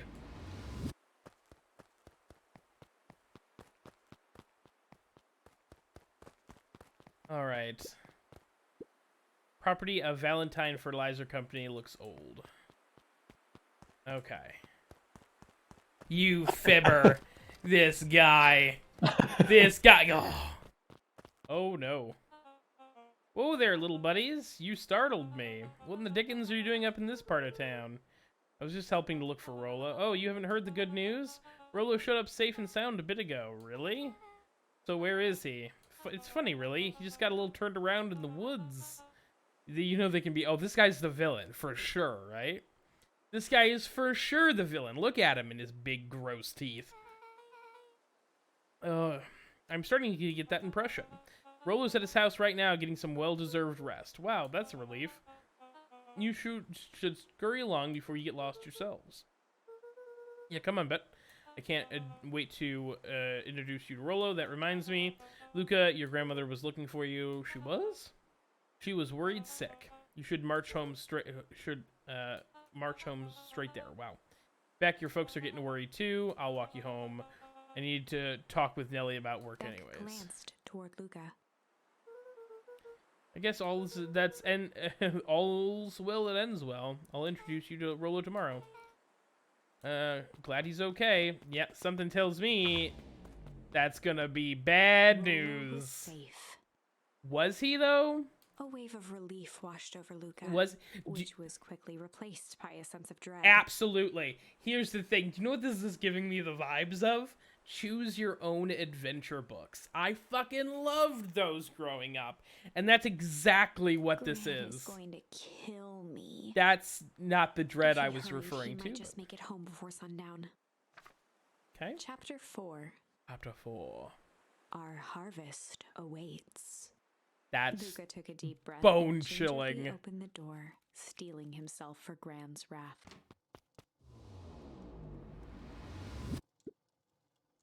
Gran, I'm home. Everything's fine. Gran?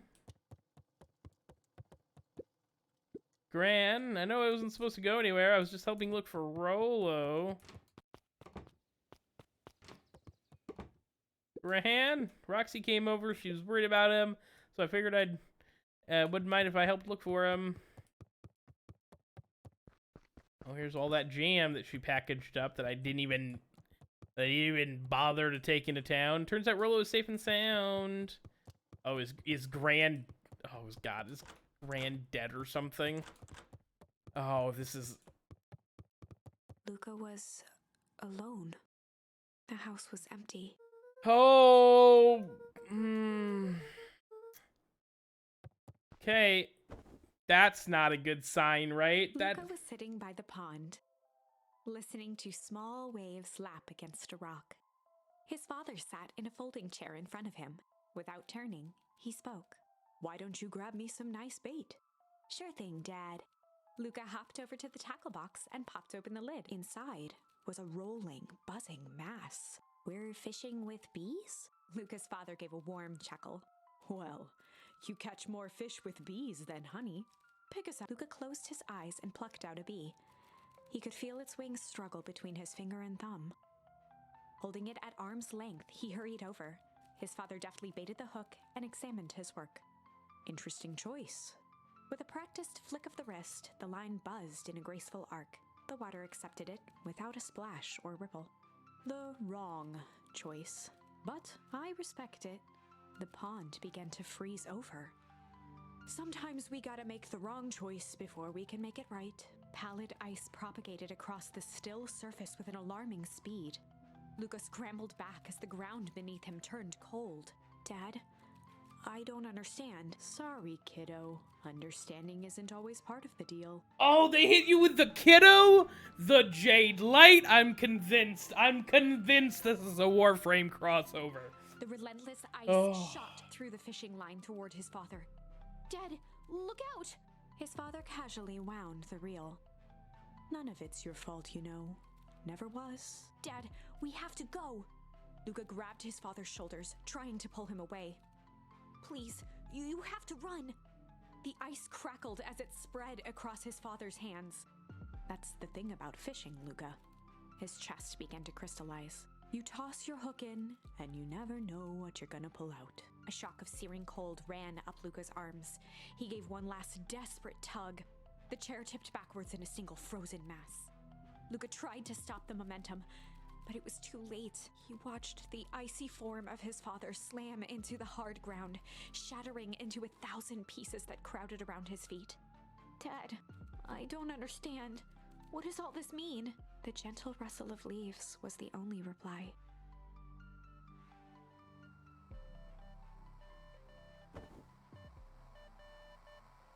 Game is fucked. Luka's eyes struggled to focus on the walkie-talkie. Wow!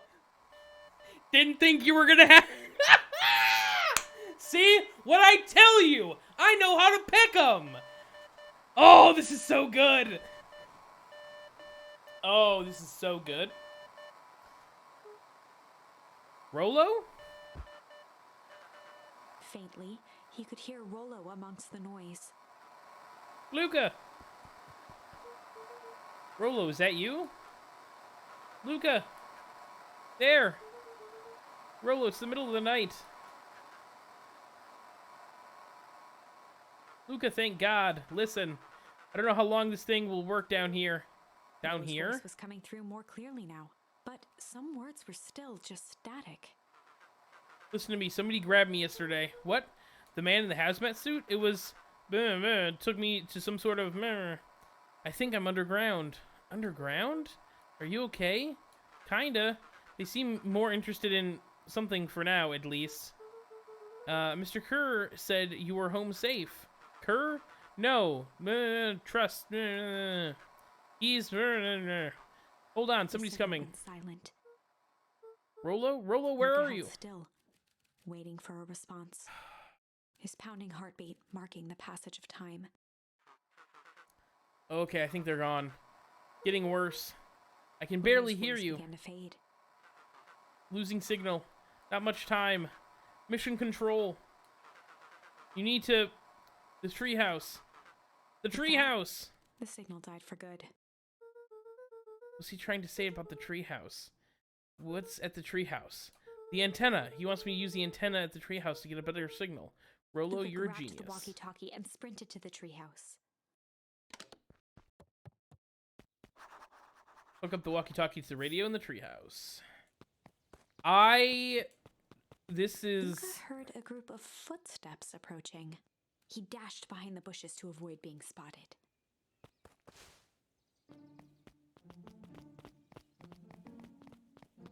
They're vampires. So we all understand our roles. You can count on me. I still think we need more time. This wasn't the original plan. Mr. Tolliver paused, shifting his eyes to one side. We're all in danger now. I, for one, refuse to sit idly by while this danger persists. Refuse. Hey, Rim, you just keep your wits about you. Mr. Tolliver took one long, quiet breath. You're right, you can count on me.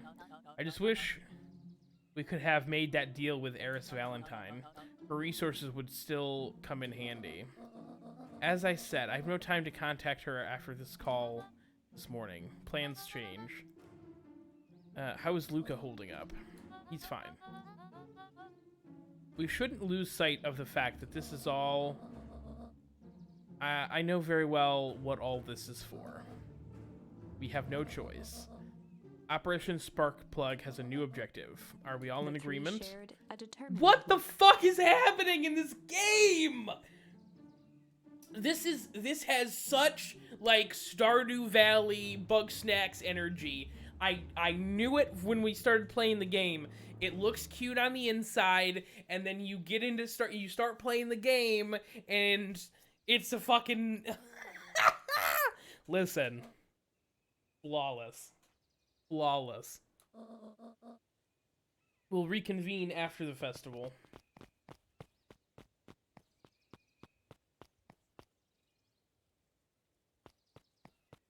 Nat 20 on that stealth check. Let's go! Gran, why are you meeting with Mrs. Fratelli and Mr. Tulliver late at night? Oh, fuck!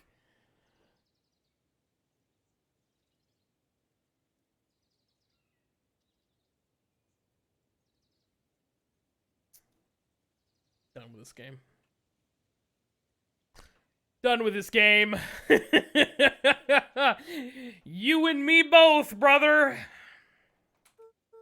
Dawn, you scared me. How long have you been there? Oh, just a few minutes. Earlier today, I saw Mr. Tulliver and your Gran enter the diner together. When my shift at the newsstand was over, they still hadn't left. So I used the greatest tool any investigative reporter. Time. When they left, I tailed them here. What do you think they're up to? Whatever it is, they seem organized and determined. They mentioned the festival. Yeah, I heard that too. Has your Gran been doing anything different recently? Anything strange? She got a phone call this morning and rushed out the door. A call from Hiram Tulliver, it seems. She was either furious or terrified, or both. Luka, be careful out there. I think we might be in the middle of a scoop of a lifetime. I will. Aren't you coming out? Nah, I'm gonna stake out here for a bit longer. See you, Luka. Okay, creepy, creepy, creepy, creepy. Okay. So, that's not what I wanted. I'm sorry. So just to be clear, we do now have an option to try and get out of the Warehouse of Horrors. And based on this, it seems like that is potentially a larger branch where Rolo doesn't get captured because he got caught initially by Roxy. Whereas this, we're on this branch right now, which we are on the pushing the poor Iggy into the puddle and sort of dealing with that, those issues.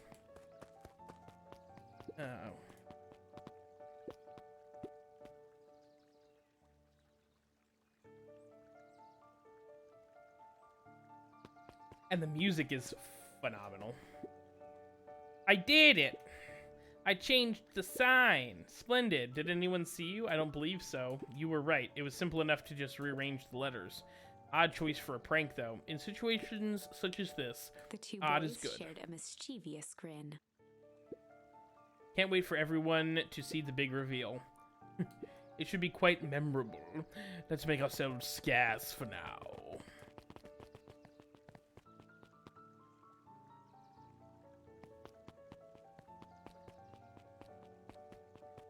Alright. Okay. Oh, come on. Thank you.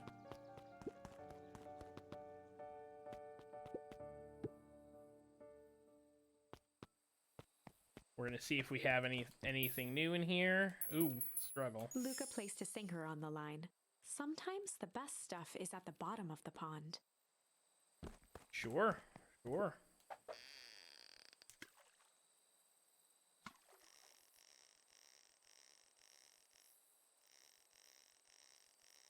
Oh.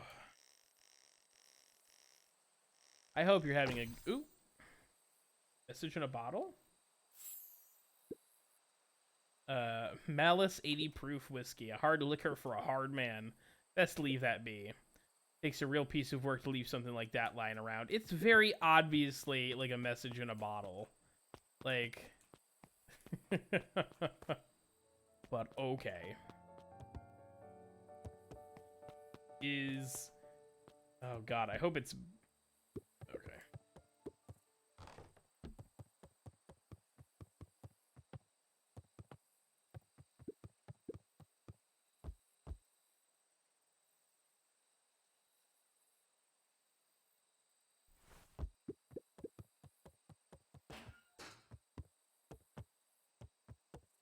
Okay. Perfect. Thought it was going to be more to it than that. There is something by that rocket. It's not illustrated like the rest of the game is. It very clearly looks weird, so I'm waiting for that to be a jump scare. Rolo, are you there? I'm at the treehouse now, Rolo. Mr. Kerr said that you were all right. Oh god, was he saying don't go to the treehouse because they're watching? Because that's about to be fucking...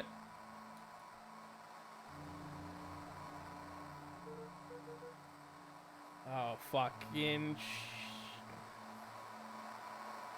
Fucking goddamn it, I knew it! I knew it!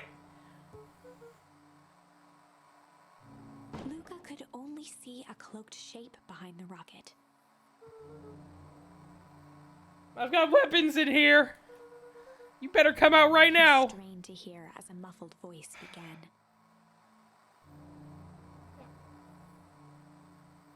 Weapons. How could you hurt something that's already dead? Oh, it's not Iggy. Fear gripped Luka's It's throat. not gonna be Iggy, right? Who are you? What do you mean you don't recognize me? I guess you wouldn't. I don't even Luka recognize stared at the myself ground for a anymore. moment, trying to place the dampened voice. Oh. But the figure shifted slowly from behind the rocket, revealing itself to Luka. Oh, God. I'm a monster. Oh, the coat's missing? That's why he's wearing the coat? Now they hunt me like the beast I am. Iggy? Luka reached over empathetically. Iggy's tone jolted to dejected anger. Don't touch me. This is all your Luka fault. slumped to the ground, overwhelmed by guilt. I'm so sorry. I didn't mean to. I lost control. Well, you couldn't control yourself, so you couldn't control yourself for 1 second, and I get to be like this forever? There must be a way to fix this. Oh, you're gonna be my savior? Perfect little Luka saves the day? With his positive attitude and power of friendship? None of this matters. There's no time. They're after me. They chased me all the way through Weepwood. I only came here to hide. Hide from who? Who's after you? Luka, Luka. Rolo? It's not safe, Luka. Rolo, where are you? The treehouse. I'm at the treehouse, Rolo. Where are you? No, Luka, the treehouse. What did I say? What did I say?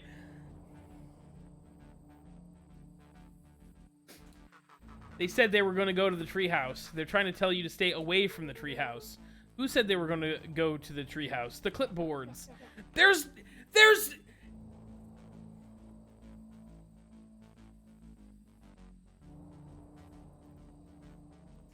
nothing wrong in bossing say. What did I fucking say? They're trying to clone people. What did I tell you? Those perennial harvest wackadoos are after me. They've been chasing me, yelling questions at me. What sort of questions? They were saying the same stuff they always do, but it's different now. Less asking, more threatening. We're gonna figure this out, Luka. Yeah, well, thanks. Hello?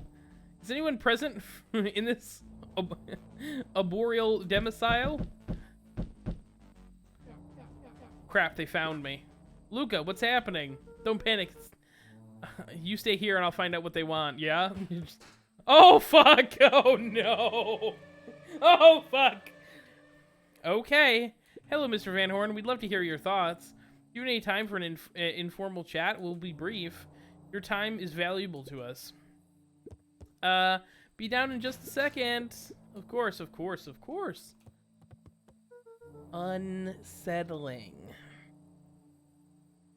Unsettling. We have a problem. You gotta get out of there.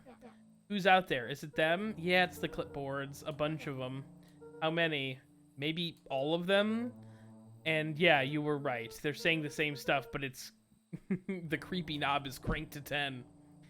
Might young Iggy be present? We would love to hear his thoughts. Iggy Run! slumped to his knees.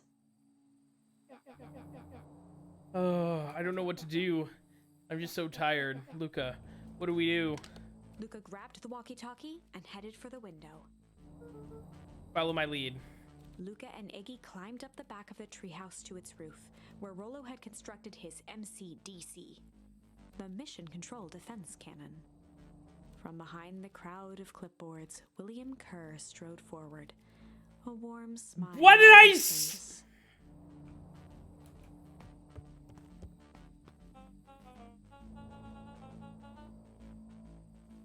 This man is the biggest villain. Iggy, there you are. You gave us all a heck of a scare. Go away, just leave me alone. Oh, I'm sorry, Iggy, but I can't do that. Don't worry, though. We're here to help. Help? Then why are you chasing me? Luka, can you talk some sense into your pal here? Just look at him. He's not well. What's wrong with him? What did that gunk do to him? Well, that's a pretty honkin' big question, Luka. All you need to know is that he's sick. He's real sick, Luka. And I just need you to let us up there and take care of him. You told me Rolo was okay. That he was back at his place resting. He is. Poor fella, he just got a little lost. That's a lie. That's a hurtful thing to say, Luka. I thought we were buddies. This guy is a scumbag. I knew it from the first second. Oh, I guess you can't see. They're up on the roof of the warehouse, of the treehouse. Why? Because he let you ramble on like a wackadoo. Nobody likes you, you Her creep. smile faltered. Oh fuck. Why don't you pop down here so we can have the face-to-face? Yelling like this is giving us all a heck of a sore throat. And who Luka's wants grip that? Tightened on the MCDC. Get him! Get him, Luka! What did you do to Rolo, you liar? Well, shucks, Luka. The only teeny tiny fib I told you was that he was at home. He is resting, and he's perfectly safe. For now, at least. What happens to him next is up to you, Luka. Look around. You're in quite a pickle, and I'm the only person in this whole wide world who can help you. You get to decide how this ends. Oh, fucking shit. Luka's mind raced. He was caught in a trap. What do you do when there's no hope? I guess we're about to find He out. wiped his cheeks with a sleeve. What are you gonna do, Luka?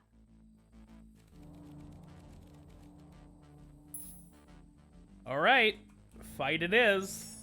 Luka drew himself up and decided to take the only option they had left. Fight. He swung the mission control defense cannon around, aiming it confidently at the smirking face of William Kerr.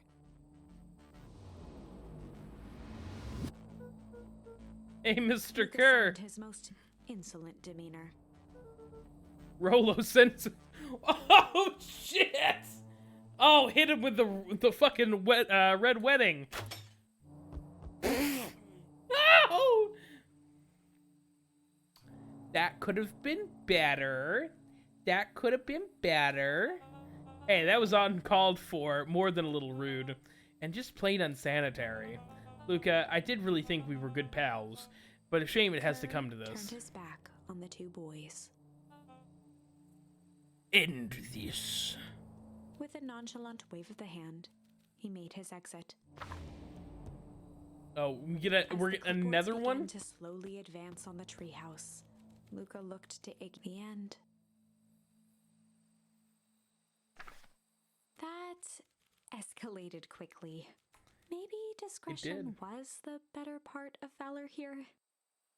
Let's put a pin in this for now. All right. Interesting. Interesting. Okay. This is gonna be the wildest Let's Play. Because I'm gonna play this all the way out. We'll go with Tickle. We'll Well, change it up. Time to bust out the tickles. Hey, Tish, you want to see something cool? Yep. Check it. Beck lunged forward and began to tickle under Tish's arm. Gotcha. What the Tish? Is she tickling you? Yep. Hey, yep. Hey, yep. Tears began to form in Tish's eyes as she gasped for breath between gales of laughter. Beck redoubled her efforts until Tish finally had had enough. What just happened? She seems nice. Sorry for the interruption. I think you were threatening us? Iggy's eyes darted around, a realization dawning on his face that he was now outnumbered. I just remembered, I have somewhere to be. Uh-huh. See you around, Iggy new kid. kicked at the puddle before making his escape.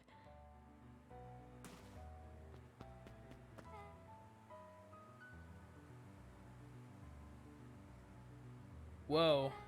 What a little creep. Beck, I think you got a little Beck shook ooze in the your ooze hair. out of her hair as best as she could. Is it bad? It depends. What is your feelings on having a more mature, refined look? Oh, God.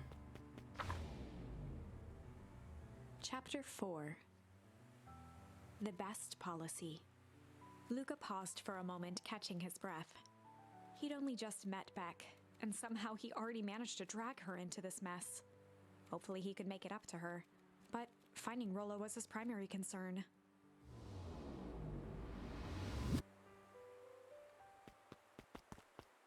Oh, Luka, what the hell are you doing out here?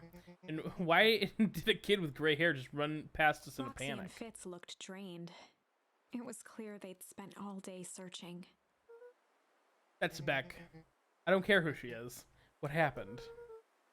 We were just helping look for Rolo. Luka, I need you to start telling me the truth. Roxy's temper could often be dismissed as the impatience of an older sibling, but this was the most intense Luka had ever seen her. Her eyes were wild and unfocused, looking straight through Luka. I feel like Roxy is definitely that character who exactly is like supposed to be this like jerk older sibling, but is actually like really does care a lot. We're running out of time. In a torrent of rambled words and tears, Luka broke down. Rolo and I weren't playing in the Weepwood yesterday. We were investigating the lights in the old Valentine warehouse, and someone was there in a strange suit, and we hit in the dumpster, and there was a heavy bag dropped on us, and we think it was a body, and then we just ran, but we got split up, and I ran home, and that was all my fault, and now my best friend's never gonna come back. Wow. Just, that's a lot. Roxy, still exhausted and angry, softened briefly as her eyes hunted the ground in thought. With a determined sigh, she looked up at Luka. It's not your fault, Luka. Rolo's gonna be okay, I promise. Roxy drew herself up. I'm gonna fix this. Luka, go home. But I want to help. This is too dangerous for a kid. I can't just sit around. I have to do something. Roxy tried to think of the safest place to send Luka. Go back to that little tree house that you two like to play in. Wait there in case Rolo shows up. Luka Sound wiped like a plan? his cheeks and gave a quick nod. You did the right thing telling me the truth. Now scoot. Oh, I wonder if being at the treehouse first, we're gonna get a better signal immediately, and we're gonna be able to avoid a bunch of stuff. It'd be interesting. You really believe his story? What other option do we have? Things have been strange around here leading up to the festival. My dad has been acting weird lately. Oh, I wonder if Fitz's dad is Mr. Tulliver. Well, weirder than Looking normal. into the puddle, Roxy rubbed her arms to warm up. Why is it so cold here? This place gives me the willies. Oh, please don't touch the puddle. Please don't touch the puzzle. Okay. Great. We love it. Hey, Jolie, have you seen it? Okay.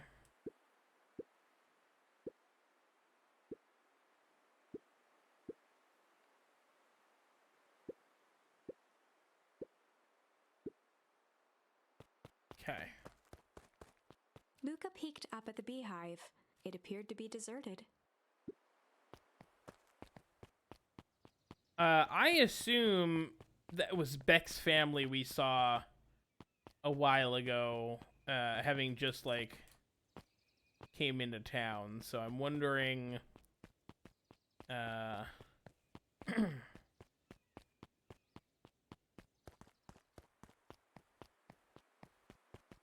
Mr. Nuncreed jumped with a start. Ah!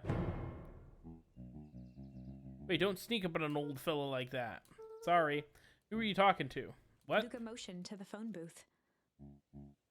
Oh no, I was just checking because I thought I heard it ring. But the dang thing never does, of course. Yeah, I've never seen anybody use it, really. The whole thing's a waste of money, if you ask me. Any word from Rolo yet? Not yet. Long time for a boy to lose his way. Rolo knows those woods too well to get lost. I suppose you're right. Silly boy's antics have this whole town worried sick. Antics? We all know that Rolo likes to play his little pranks. You think this is a prank? Yeah, this guy's kind of a chode. This guy is definitely a fucking jackass. What other possible explanation could there be? He's not playing a prank, and he didn't get lost. Somebody took him. I know it. How would you know that? Unless...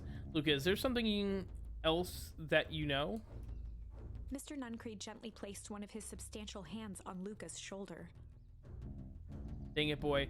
If there's something you know, something that could help your friend, you need to tell folks. Luka peered up at Mr. Nuncreed. Kind eyes warmed a stern face. There was a deeper emotion hiding beneath it all. It was subtle, but Luka could sense something eating away at him. At nat 20 on the insight check, baby. There was shame lurking behind those eyes. There was a shame lurking behind those eyes. A deep sadness. If Mr. Nuncreed was that worried about Rolo, maybe he could help. Oh, this is not going to end well.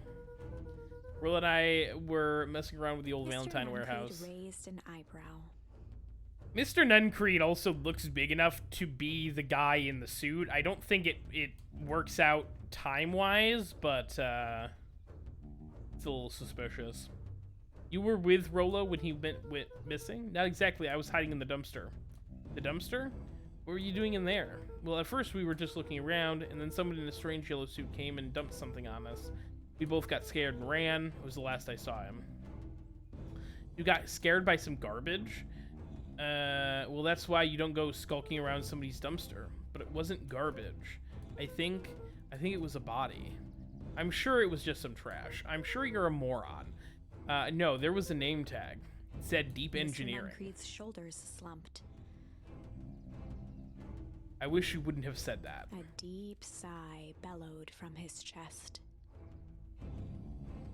Why did you have to... I tried, Luka. God knows I tried to keep you safe. Luka attempted to take a step back, but Nuncreed's hand clamped down on his shoulder. But you Van Horns just can't help yourself, can you? We were all so close to being done with this. With a firm shove, Nuncreed manhandled Luka into the phone booth. What are you doing?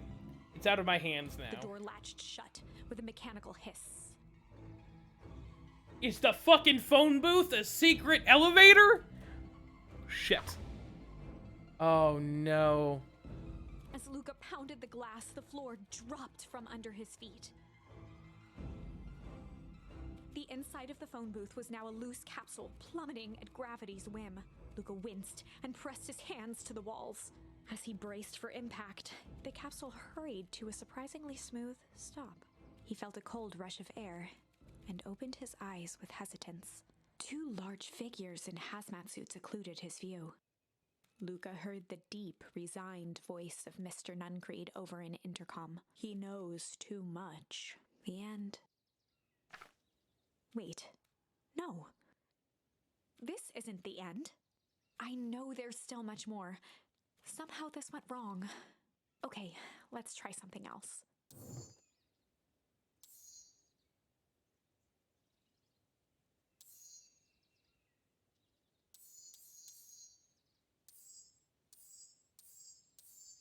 All right, I guess I guess we go back to the other branch because we don't have any charms that will work. So we go back to the other branch.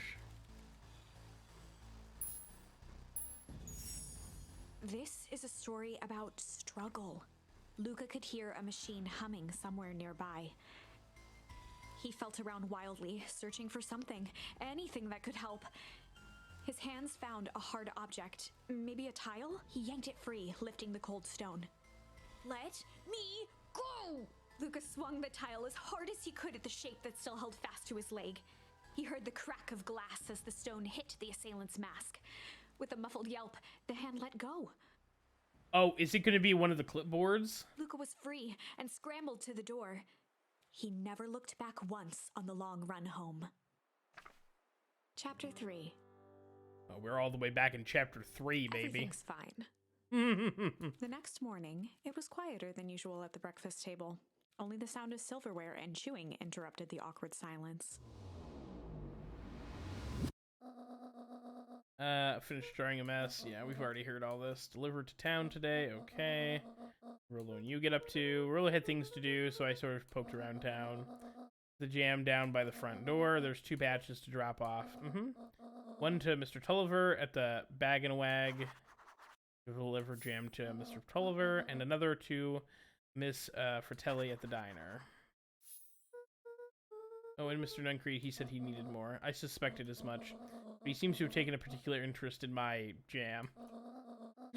There's some extras in the basket for the enthusiastic gentleman. Make sure Just make sure that Fratelli and Trolliver get the ones on top. No problem. Off with you now. Well, the day is still young. Okay. This game is fucking wild. This game... A sturdy old wheelbarrow.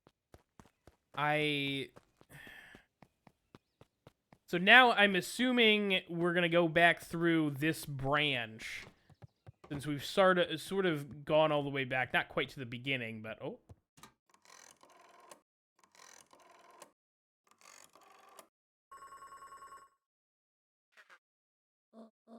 Hello, it's Juniper Hartford. Before you hang up, just hear me out. I have a business proposition. Oh, so she had to run and go find Rolo so she couldn't make the deal with Eris Valentine. So now that's what she's doing right here. The simple matter is we both have the same problem that needs solving. Very well, we can meet tonight. So, interesting. Okay. This game is fucking borked. Okay. I'm just very quickly gonna check upstairs because now I'm like jonesing for charms. Now I'm like, well, what charms can we have? What don't we have? Like, I feel like the, like this whole right branch is really, like, missing a whole bunch of stuff. Like, there's a whole lot of potential here that we're just not, we don't have the charms for yet.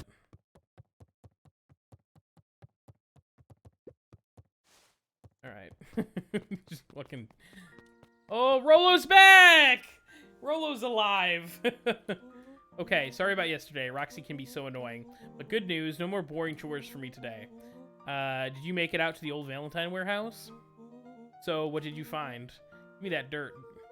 Something happened. There was someone else there. What? Who was it? Was it aliens? I knew it would be aliens. No. Zombies? No. Alien zombies? What else could it possibly be? Rolo. I gotta deliver these in town first. We can catch up after. Oh, is it a whole thing? It sounds like a whole thing. Yeah, we shouldn't talk about it here. Meet you at the treehouse tonight. I'm not sure what treehouse you speak of.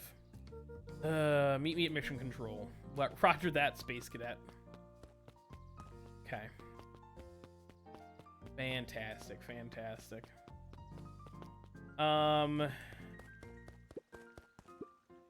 Hey, watch your step. Oh, sorry.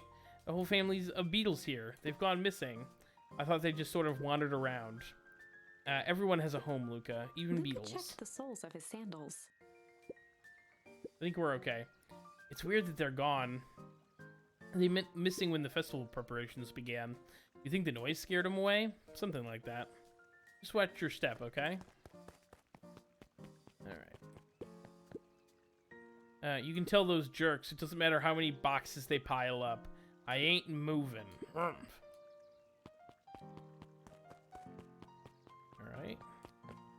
Fair enough.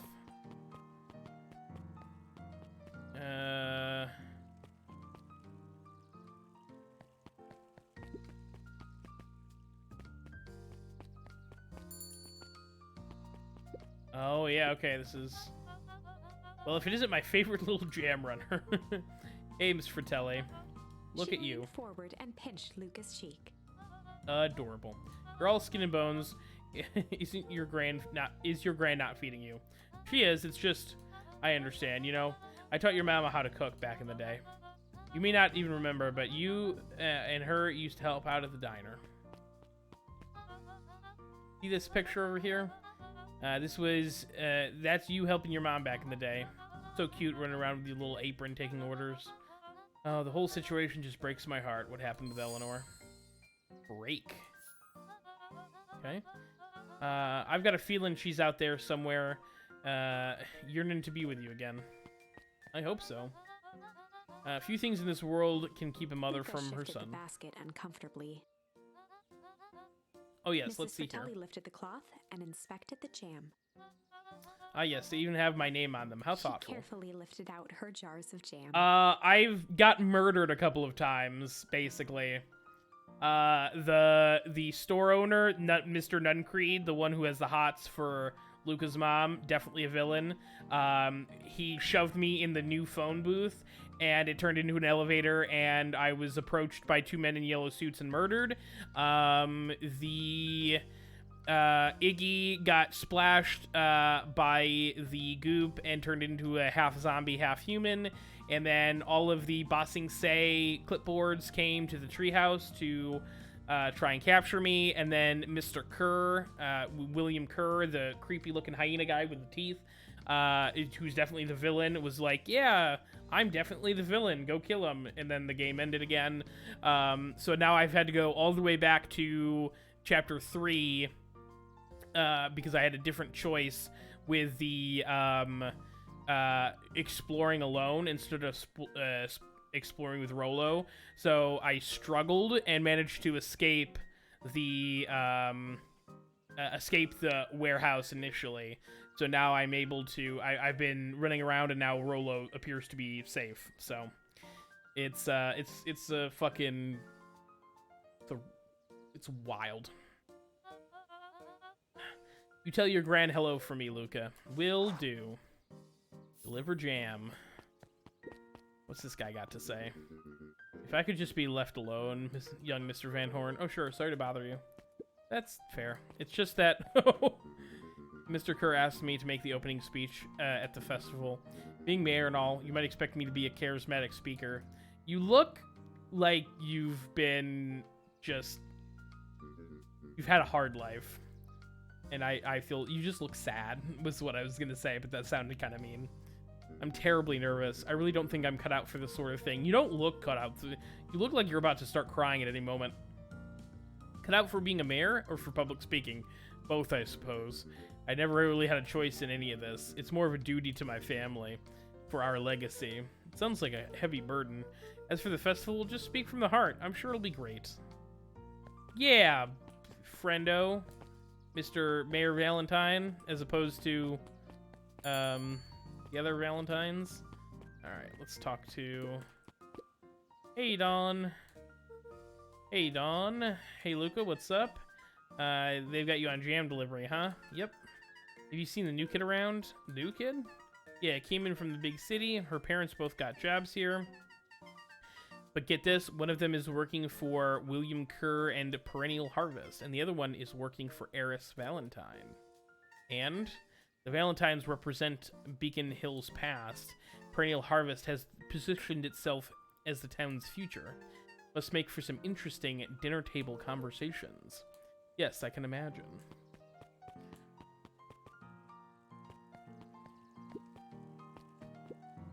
Mr. Wilder, I can trust you have time to chat. Valentine, oldest of Sharper Valentine's children, and heir to the Valentine fortune, had a way of making questions seem like demands. Certainly. What seems to be the Mr. problem? Wilder had learned to assume that if he was hearing from Eris, it was because she had taken issue with something he had put in the paper. I couldn't help but notice that the front page of this morning's paper was consumed with stories about this silly festival. Well, yes, that's the news of the day. But there's no mention of the museum, nor the foundation through which it was endowed. I'm sorry, Miss Valentine. My readers have more interested in this town's future, rather than one family in particular. There was a time, Mr. Wilder, when the goings-on of my family were the only thing this town cared about. Well, things change, ma'am, and you know, change is a dangerous... If you finish that thought, I will make that monocle a permanent fixture of your anatomy. My apologies. Good day, Miss Valentine. Did I give you the impression this conversation was finished? Mr. Wilder averted his gaze and began to polish his monocle. Well, good day, Mr. Wilder.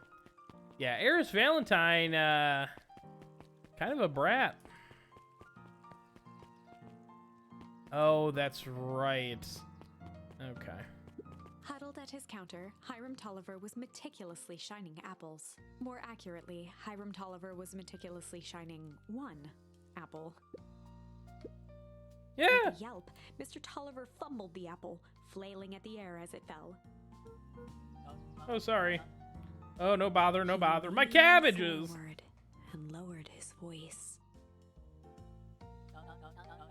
I see you have something for me. Gran made some jam. He It's supposed to leaned give in you a bit further. jam. These ones on top. Oh, they're for sure secret messages, Mr. Tolliver right? leaned back, speaking loud enough for anyone to hear. Ah, yes, the jam. Thank you for delivering this He reached jam forward to and me. snapped up the jars of jam, giving Luka a little wink. I shall put it on my store shelves post haste. Of course, He of leaned in course, for a final whisper. of course. Okay. Definitely weird. I'm glad I can still smack that. Find a way to kick the watermelon. Oh!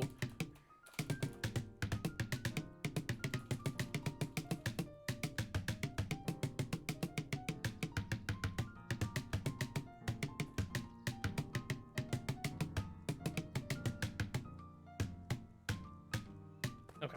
Just making sure. How do you keep the ice cream cold? We keep them on ice. Where do you get the ice from? I don't know, somewhere cold. How do they keep somewhere cold? Look, Bert, do you want some ice cream or not? No, I'm good.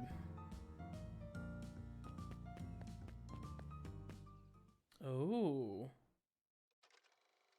Sharper Valentine, a celebration of excellence. We all know Beacon Pines is a great town. What you may not know is great towns grow from mighty roots. And that is why you cannot tell the story of Beacon Pines without telling the story of one Sharper Valentine. Young Sharper's keen intellect and strong moral fiber led to a grand vision. A vision of a community dedicated to a better tomorrow. In his own words, a better tomorrow is within our grasp, but it requires a singular mind to harness it.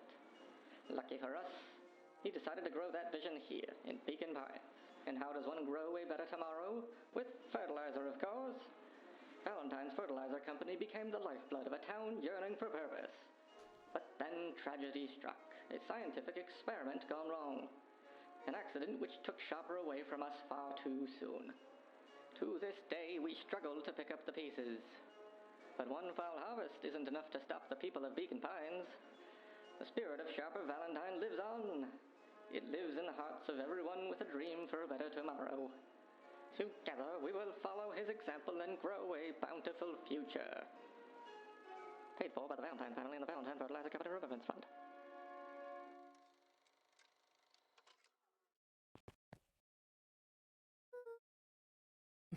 That was unhelpful. It was informative. I'm guessing Sharper Valentine is still alive. That's gonna be my big that's gonna be my big theory right now. Okay, nope, can't talk to her. Fair enough.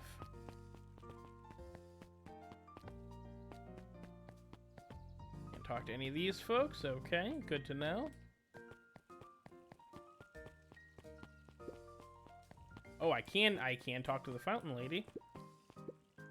Anger from the past, mistakes not yet made, and a glimmer of hope for the future.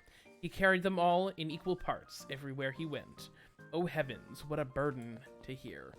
I love that this character's sole purpose is to be a like little informational into the future, basically. Got some jams for you. You seem chipper. Aside from being in delivery duty, it's a nice day. Mr. Nuncreed eyed Luka for a moment, then nodded in agreement. I suppose it is. So, do you want this jam? All right. Usually Juniper drops it off herself. Oh, she's busy today. Anyways, this is my last delivery for the day. Oh, in that Nuncreed case, snatched the basket from Luka. I'll hold on to the basket until next time I see your Gran. Creep. Creep. Hey, you. Anchovies or pineapples? Oh, is this a pizza question? For the record, both. But don't think. Just answer. Pineapple? Why? How old are you? 12? Perfect. Follow me. Who are you? Anyone ever tell you ask too many questions? Just try to keep up, okay? Okay, Beck. What just happened? Well. Okay. Hey, what a crazy coincidence. Here's my new friend I was just telling you about. Oh, that's wonderful. Yep, we just hit it off. Oh, really? Get this, his favorite pizza topping in the whole wide world is pineapple. Oh, what's your little Beck friend's locked name? eyes with Luka. The look on her face was equal parts expectant and desperate. Luka Van Horn, nice to meet you. I'm Nelly, and this is Alona. We're Beck's Beck parents. gave Luka a quick nudge. Oh, we like that little representation. That's dope. Oh yeah, Beck told me all about you. Feels like you've known each other for years. You both stopped obsessing about me making friends. Oh darling, we never doubted you. It's just that for children with fewer than 5 close friends, the probability of a stunted development doubles. Yikes. Yikes. Well, 1 down, 4 to go, I guess. What Nelly means is that we just want you to move, with this move to be as easy on you as possible. You can relax. A friend has been friended. Calls for a celebration. Luka, you must join us for dinner tonight. Dinner? Wow, another coincidence. I actually asked him, and he said he would love to. It's just wonderful. In that case, we'll go pick up some groceries. You two don't get into too much trouble now. Incredible. I love the little the differences in the branches. It's wild. I can't believe that worked. Thanks a ton. You're welcome? I owe you one. My moms are great and all, but they're a little much sometimes. Our house is the little cottage next to the big mansion place. Wait, you live on the Valentine estate? Yeah, that's the spot. Meet me by that big creepy gate. Don't be late. Or back to square one on this whole friend grift. Great, see you there.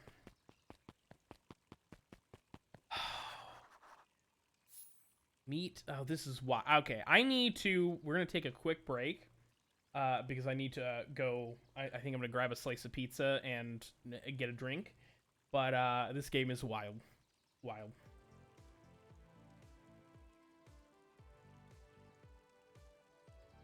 After doing a couple tricks up there. It's so high. Oh no! Oh no! What happened? I K-drived off and hit his say trip for short.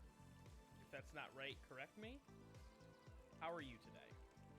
Oh my god! Cora Prime! First, let's go! Let's go! Sorry. I apologize. Oh, good.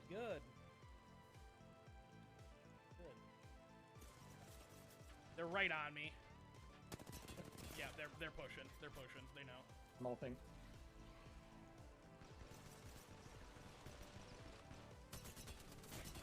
I got one. Got one. All two? It's just a lifeline left. Okay, Oh my god! Oh, right here. Any grenades? No. What the fuck? Who needs them? Who needs them? Holy! It was like, oh. And they Hey! Uh-oh. Hey! I did the Megazord! I did it! Aren't you so happy? Aren't you? I'm pretty proud. Are you so impressed? I'm pretty sad, but I'm pretty proud. Oh no. Oh, okay. I'll just kill you first. I knocked the lifeline again. Nice. He's going in. Oh god, I'm dead. I fucking had 2 bullets in my R301. I can't believe that. Oh man. He's reviving. He's Get him reviving again. right now. Yeah, don't fucking Slenderman just pull. Get the kill. Yep. That was a bad move, Slender. 100%. What the? What the? Yep. Now it's. Yep.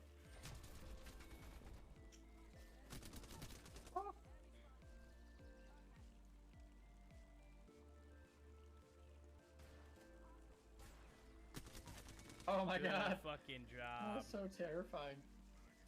Oh, Bane meets World, the savior. Shit slide off, but I thought something was happening, and I was like, oh god, here we go. Some crazy ass world events. Oh wow. That was nice. Open supply bins. Whoa. No!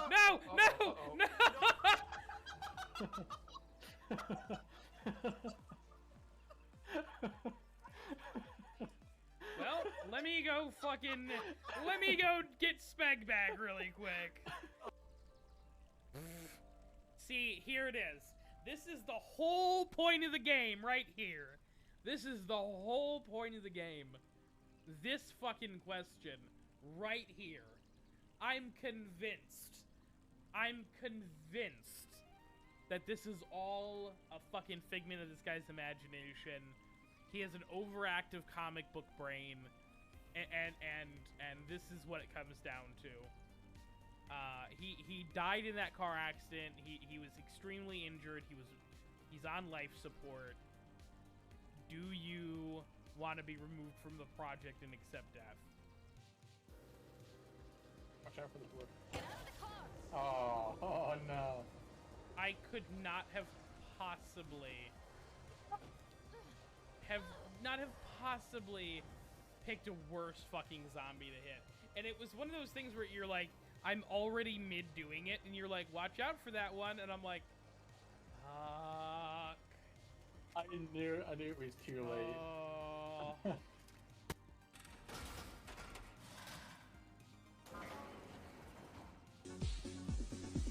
Oh my god.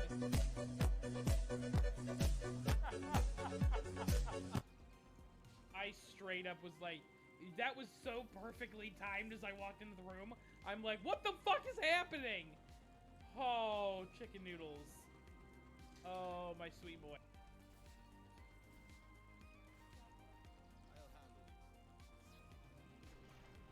What?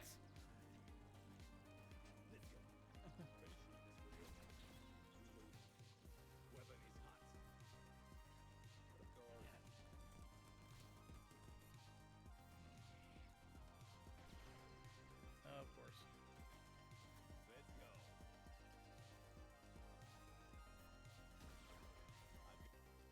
Okay, I'm coming inside of you guys. You're coming inside of me. Okay.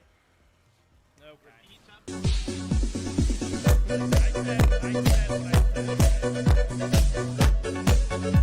That's a 9. Listen, at this point, what's the point? I'm gonna fall off the roof.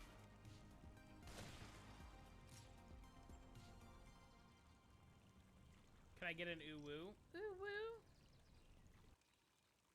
No. No, you can't. Sorry. That's not how it works. Okay.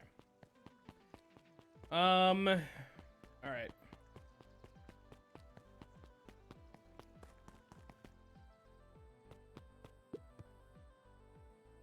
See if we have anything different for this. Luka Don't. gently baited a feather on good for skimming the. Okay. Let's meet up with our boy.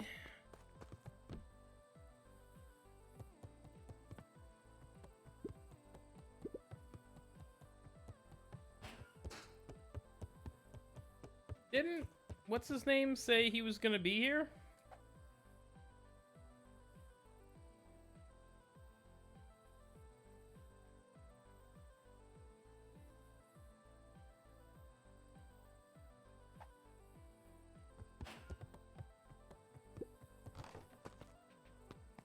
Wasn't the whole point of this was to go meet up with Rolo at the...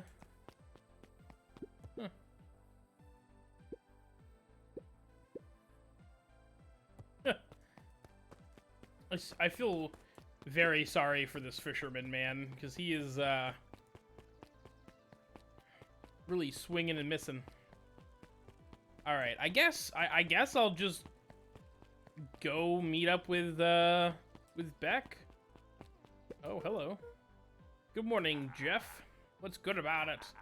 Another day further down the tubes, if you ask me. Come on now, it's not all bad. The festival's coming up. Ah, the festival. Old man Valentine used to put cockamamie shindigs all the time. And where'd that get us? Well, it's perennial harvest putting on this one. And they're doing it for the whole town. As far as I see it, the difference between Old Valentine Company and this new perennial Jeff harvest dug outfit... through his pockets for a bit. It's the difference between this empty soup can and this brown banana. But those are both garbage. Exactly. Can I get the cynical trait? Can I get the cynical trait from this angry old otter? Incredible.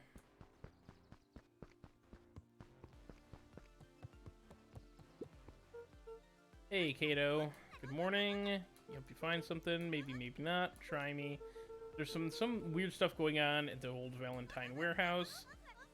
Can't say I know anything about the old warehouse, but empty hives don't stay empty for long. Kato motioned to the book in front of him. The more I read about bees, the more similarities I see with people. If a hive collapses and fails, it doesn't stay empty for long. A new queen will set up shop pretty quickly. So it says, so you're saying it would make sense for someone new to start using the warehouse. Nature abhors a vacuum. That is true. That is true. Hey Jess, hey Luca, have you seen the new show?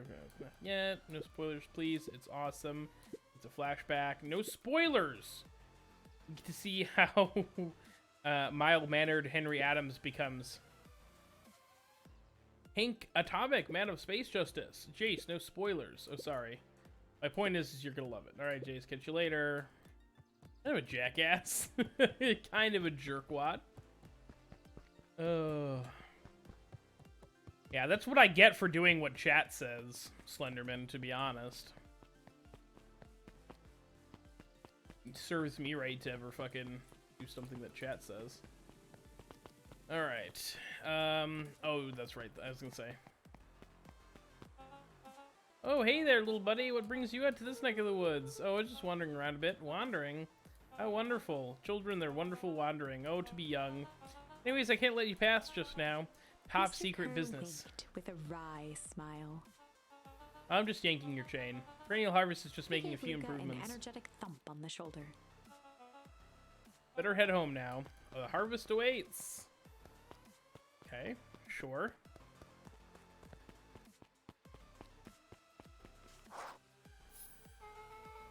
So who lives in that house? Eris and Gus Valentine grew up there. And Solomon moved in a few years back. The creepy little kid in the vest? Sounds like the one.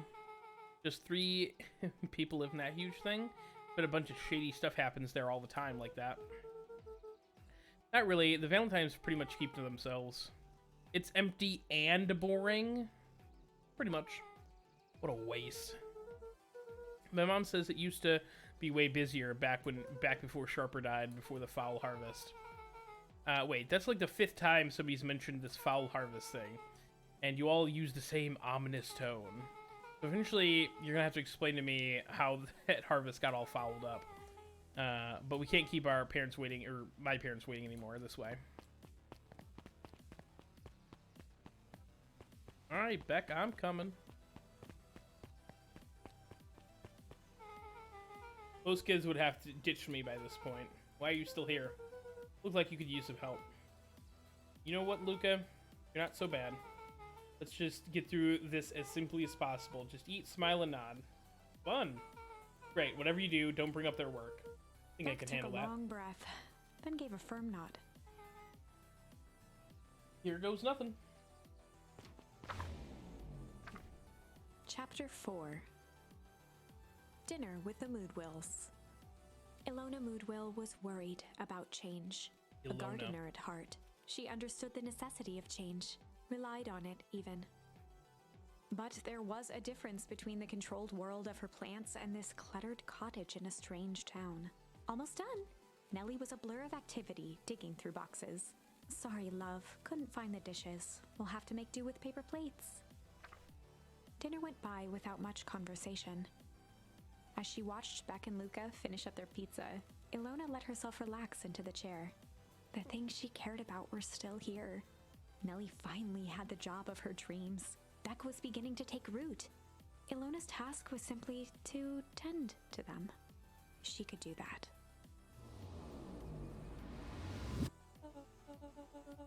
So Luka, tell us a bit about yourself. Where do you live? Oh, I live with my grandma over on the other side of the river. Your grandma? Where are your parents at? Beck, manners, thank you.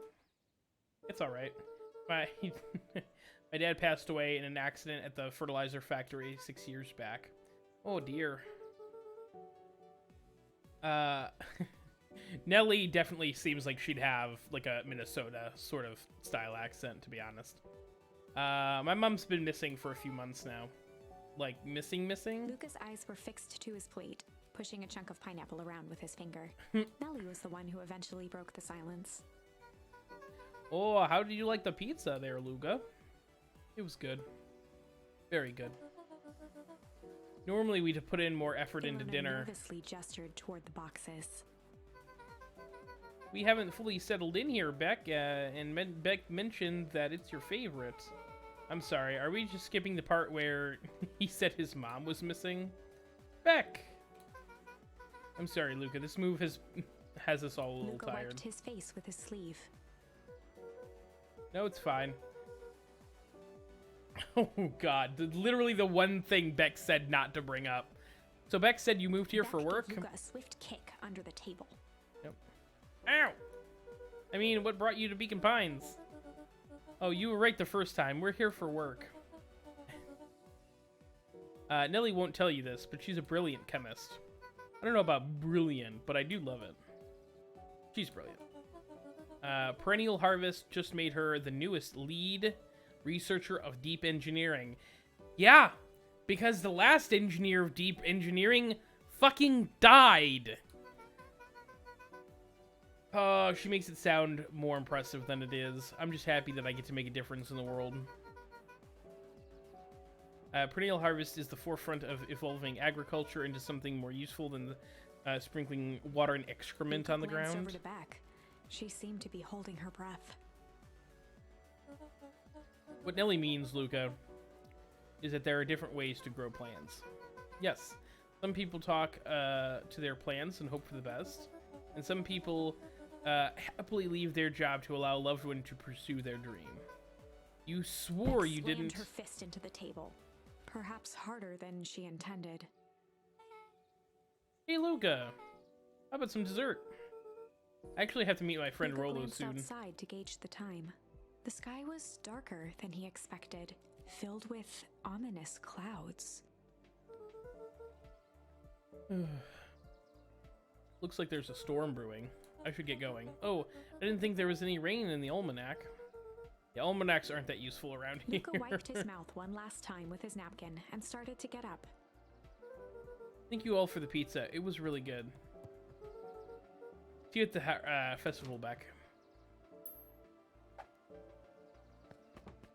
Oh. Wait up. I'll walk you home. Surprised, Luka turned around. He knew Rolo could be prickly around new people. But Beck seemed cool. Rolo would warm up to her eventually. Probably.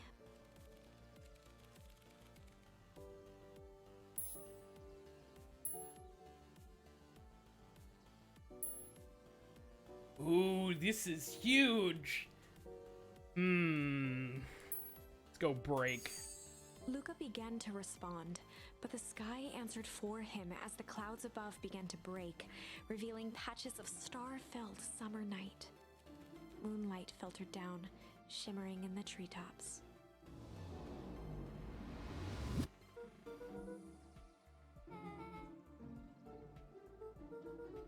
Luka stopped himself mid-sentence. Tell him what? Spit it out, bub. We're thick as thieves now. That might be true, technically. There's a juicy secret you've got to tell me. Okay. You can come to the treehouse and I'll tell you both what happened. Heck yeah. Something tells me we're not gonna make it to the treehouse, but Luka saw Beck skulking by the gate. you're telling me there's nothing mysterious or creepy about this place?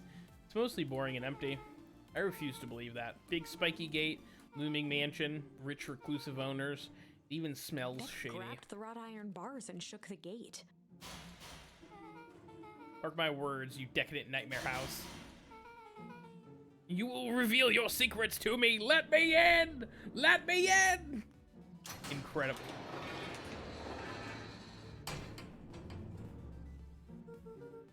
What did you do? First of all, I told you so. Second, hide.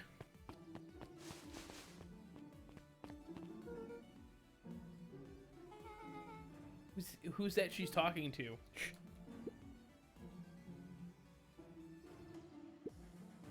Always at the grandmother?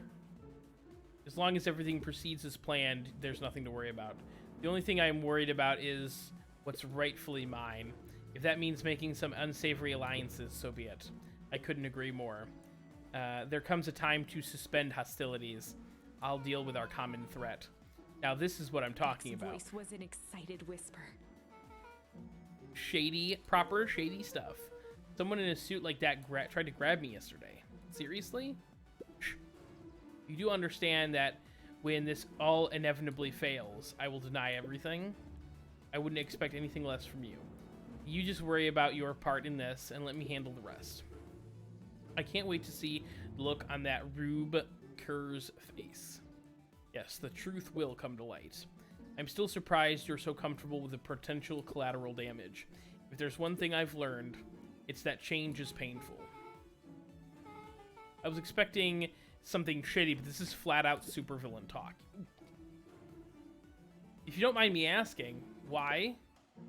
Why are you doing all of The this? mysterious figure retracted their mask, hair pushing out from all corners. Oh, it's got to be the grandma. It's got to be the grandma! Family. A chill ran down Luka's spine. That's why she was fucking behind the wall like that, because of all of her hair. His vision blurred. Beck stifled a sharp wince, and Luka looked down to see himself wrenching her hand. An answer I can certainly respect. Gran tousled her hair back under the face mask. Just remember, keep everything nice and normal until the festival. I don't need lessons in rousing Gran suspicion. gave Eris a curt nod and disappeared into the night.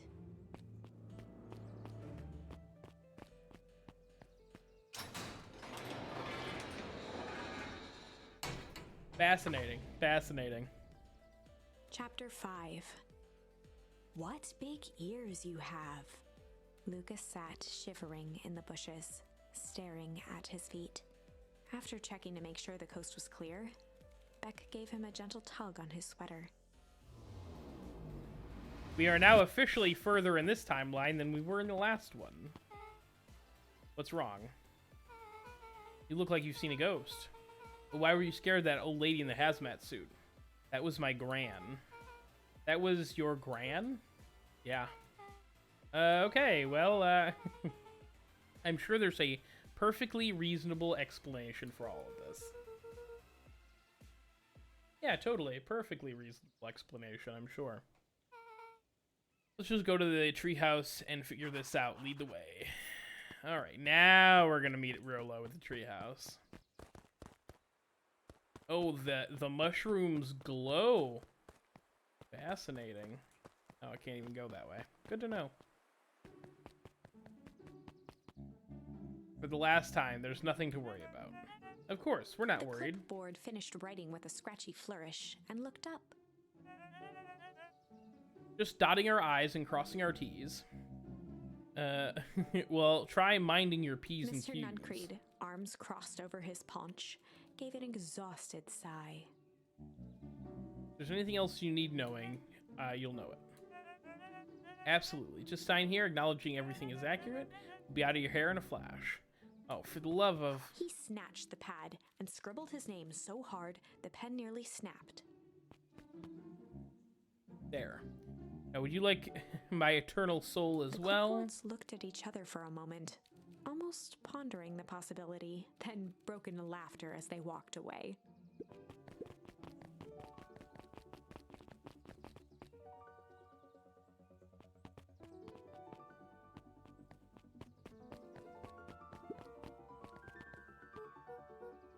Hi, Mr. Duncreed. Luka, let me give you some advice. Next time someone you don't know asks to hear your thoughts, give him a good hard bop right in the kisser. Oh, Gran just tells me to keep away from the clipboards. That's good, that's good. Your Gran is a smart lady, Luka. Speaking of which, you better run along home now. Too dark to be wandering out on your own. Shut up, I'll do what I want. Luka doesn't give a fuck.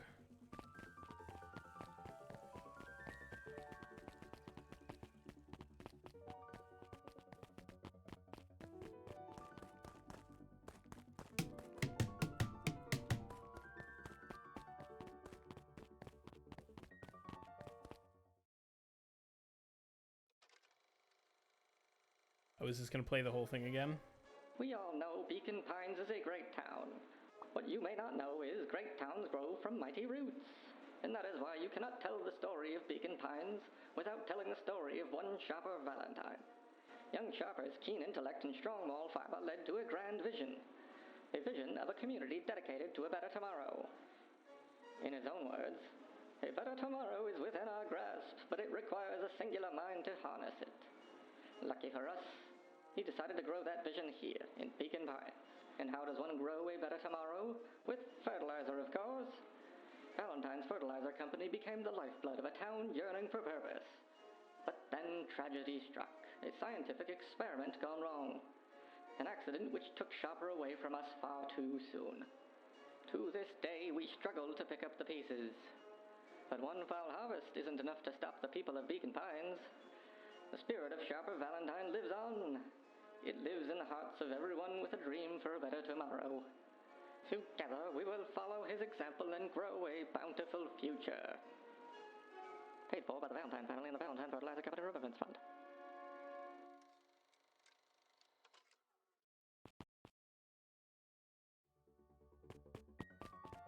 I was wondering if there'd be a difference now that Beck is with me, but apparently not.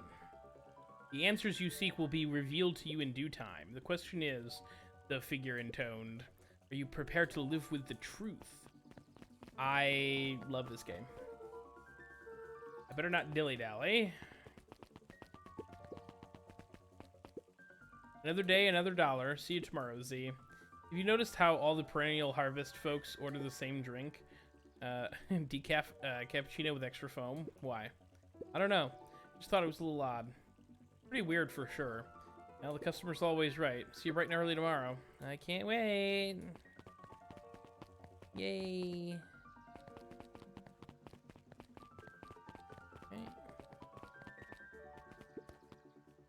Okay.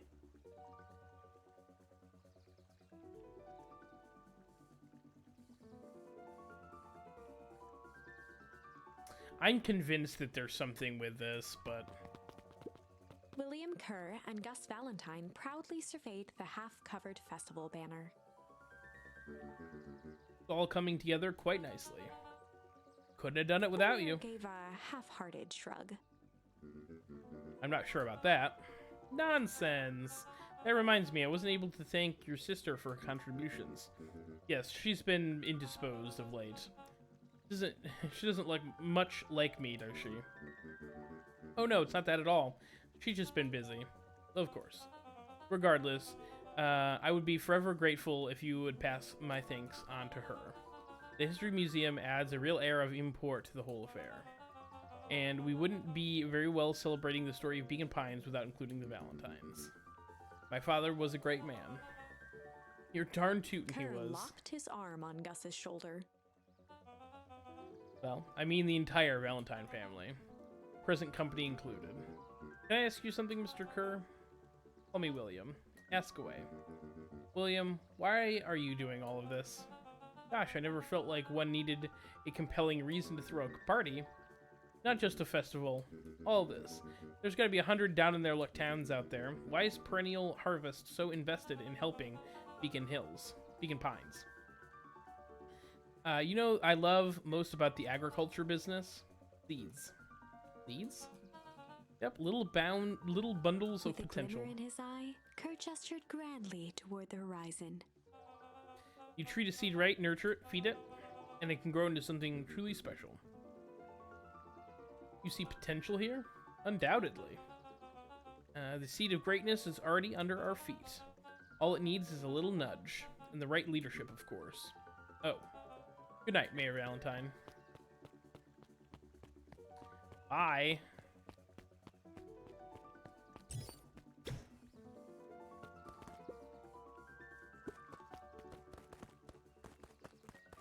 Alright. Oh, this is nice. Yeah, the treehouse is just a little further from here. So what's your buddy Rolo like? Rolo, he's Rolo. Not particularly helpful. Sorry, I've just never thought about it. Lots of energy. He's funny, even when he's not trying to be. Things have been tough for his family since the foul harvest. It's about darn time you tell me about this foul harvest thingy is. It's kind of a long story. Hit me with the highlights. Okay. There used to be a fertilizer company here called Valentine's. They were kind of a big deal. Oh, big deal fertilizer. It was a big deal to us. Their stuff really worked. Farmers loved it. So Valentine's grew and grew. Beacon Pines pretty much grew around it. Most everyone in town either worked for Sharper Valentine or used his fertilizer. Things were good. I'm sensing a big but. Around 6 years ago, Sharper Valentine suddenly died, and something changed. Changed how? Could have been a bad batch, maybe it was something in the water, or air, or soil. Nobody knows. But all the crops died, and everyone blamed the Valentines. The foul harvest. Yep. Valentine's fertilizer went out of business, half the town lost their jobs. Sheesh. The next years, the crops came back, but something was different. You plant a crop, do everything right, and it's sort of a crapshoot what happens. And no one knows why. Nope. I take it Rolo's farm was on the short end of the stick. Yep, for some reason their farm got hit harder than others. That sucks. Things have gotten better since Perennial Harvest came to town. The Beacon Pines Reborn Initiative. Yep, first thing they did was give the town a deep scrub. They even put us up in hotels. One town over for a week while they decontaminated the groundwater. We'd better get going. That's kind of fucked. Decontaminated the groundwater, for Christ's sake. Luka gently good for skimming the. I keep forgetting that I haven't really gotten anything good for that. It's about time. I was about to give up and go home. Who's the new kid? Name's Beck. You must be Rolo. I see my reputation precedes me. Welcome to Mission Control. Waggled his head with pride. You'll find that we've spared no expense in construction. I've seen worse piles of junk. Thanks. Hey, Luka, you know the security concerns we talked about? Yeah? Well, I was waiting. I made some improvements. Let me lock this baby down to test for a little test infiltration. Can't be too safe these days.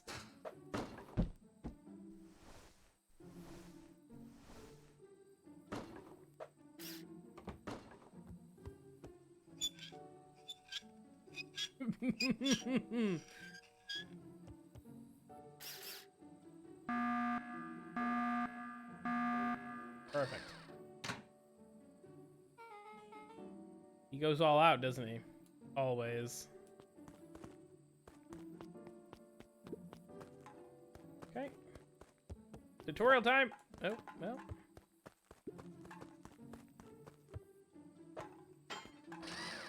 Got him. Oh, this is a multi-stage puzzle. All right, got him. Oh, and now it's moving. Okay.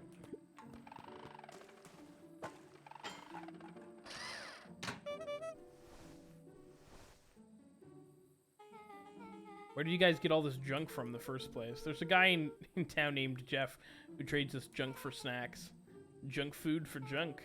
Nice. Alright. So, pretty sweet security, right? It was imaginative, I'll give you that. Luka, are you sure we can trust the new recruit? I'll vouch for her. Thanks, I guess. Okay, Luka, you promised to fill me in on the Valentine warehouse. Luka sucked in a long breath. Like I said, there was somebody there. What were they doing? I don't know, but the place was lit up and active. Maybe they were squatters? I don't think so. It seems more organized. When the man pulled me in, I saw some kind of equipment running. A man pulled you in? Yeah, but I got away. Keep saying it was a man. They were wearing a mask, right? Yeah? Well, it could have been a woman. It's true. How did you get away? I grabbed a rock or something and broke their mask. They let me go and I ran. The heiress Valentine did say I expected this suit to come back in one piece. Very interesting. Dang. That's intense. No wonder you freaked out when you saw your grandmother. Yeah, that's the other part. On our way here, Beck and I saw heiress Valentine meeting with Gran, wearing the same sort of hazmat suit. Rolo let out a low whistle. And they weren't there for idle chit-chat. It was a proper clandestine meetup. So let me get this straight. There's an operation in full swing at Valentine Warehouse, and you were almost abducted by a strange man or woman in a protective suit, and then you saw your Gran in the same suit talking to heiress Valentine. Pretty much. I'm beginning to think this town is kind of awesome. Luka shot back a look. Yeah. To be honest. No offense. So we can logically conclude aliens or zombie aliens have infiltrated the town, or alien zombies, sorry. And your leader is and their leader is your Gran, and she tried to murder you. First of all, and for the last time, there are no aliens. Second, it couldn't have been my Gran at the warehouse. I broke that person's mask to get away. The mask Gran was wearing wasn't damaged. But she's definitely hiding something. It's true. Maybe. Your Gran is weird, but she might be the most boring person in the universe. All she does is sit around all day making jam. What could she possibly have to hide? I don't know. We haven't talked much since she moved in. Moved in? Your Gran isn't from here? No, she came a few months back to take care of me after his mom went missing. Did you know your Gran before? No, not really. It had been years since I seen her. Oh my god. Did Luka's mom work for the Valentines or for Perennial Harvest and she died, and Luka's Gran isn't even Luka's actual grandmother? It's all fake. Sometimes the people who are the least suspicious are the most suspicious. Amen to that, Slenderman. Amen to that, brother. Luka, don't take this the wrong way, but are we sure your Gran is on the up and up? That what I just said. Luka gazed out the window. I'm just saying, it sounds like strange stuff has been happening since she showed up. We can say the same thing about your family. But you're right. Luka, your Gran is hiding something. And Pa always says, folks only bury stuff worth digging up. That's true. We need to investigate your house. If my Gran was really hiding something, don't you think I would have noticed it by now? That's kind of the whole point of hiding something. I guess you're right. Gran has been leaving the house for hours at a time this week. I'll call you two tomorrow when the coast is clear. We can start getting to the bottom of this. I'm always game for good snoop. You can count me in. Chapter 6. Secret Lair. There's definitely something in that locked Summer room. forged ahead, but the nights only seemed to grow colder. Luka walked home slowly under the pale starlight, cautious to avoid any more surprises lurking in the shadows. Reaching home, he slipped quietly into bed, half dreading what they might discover the next day.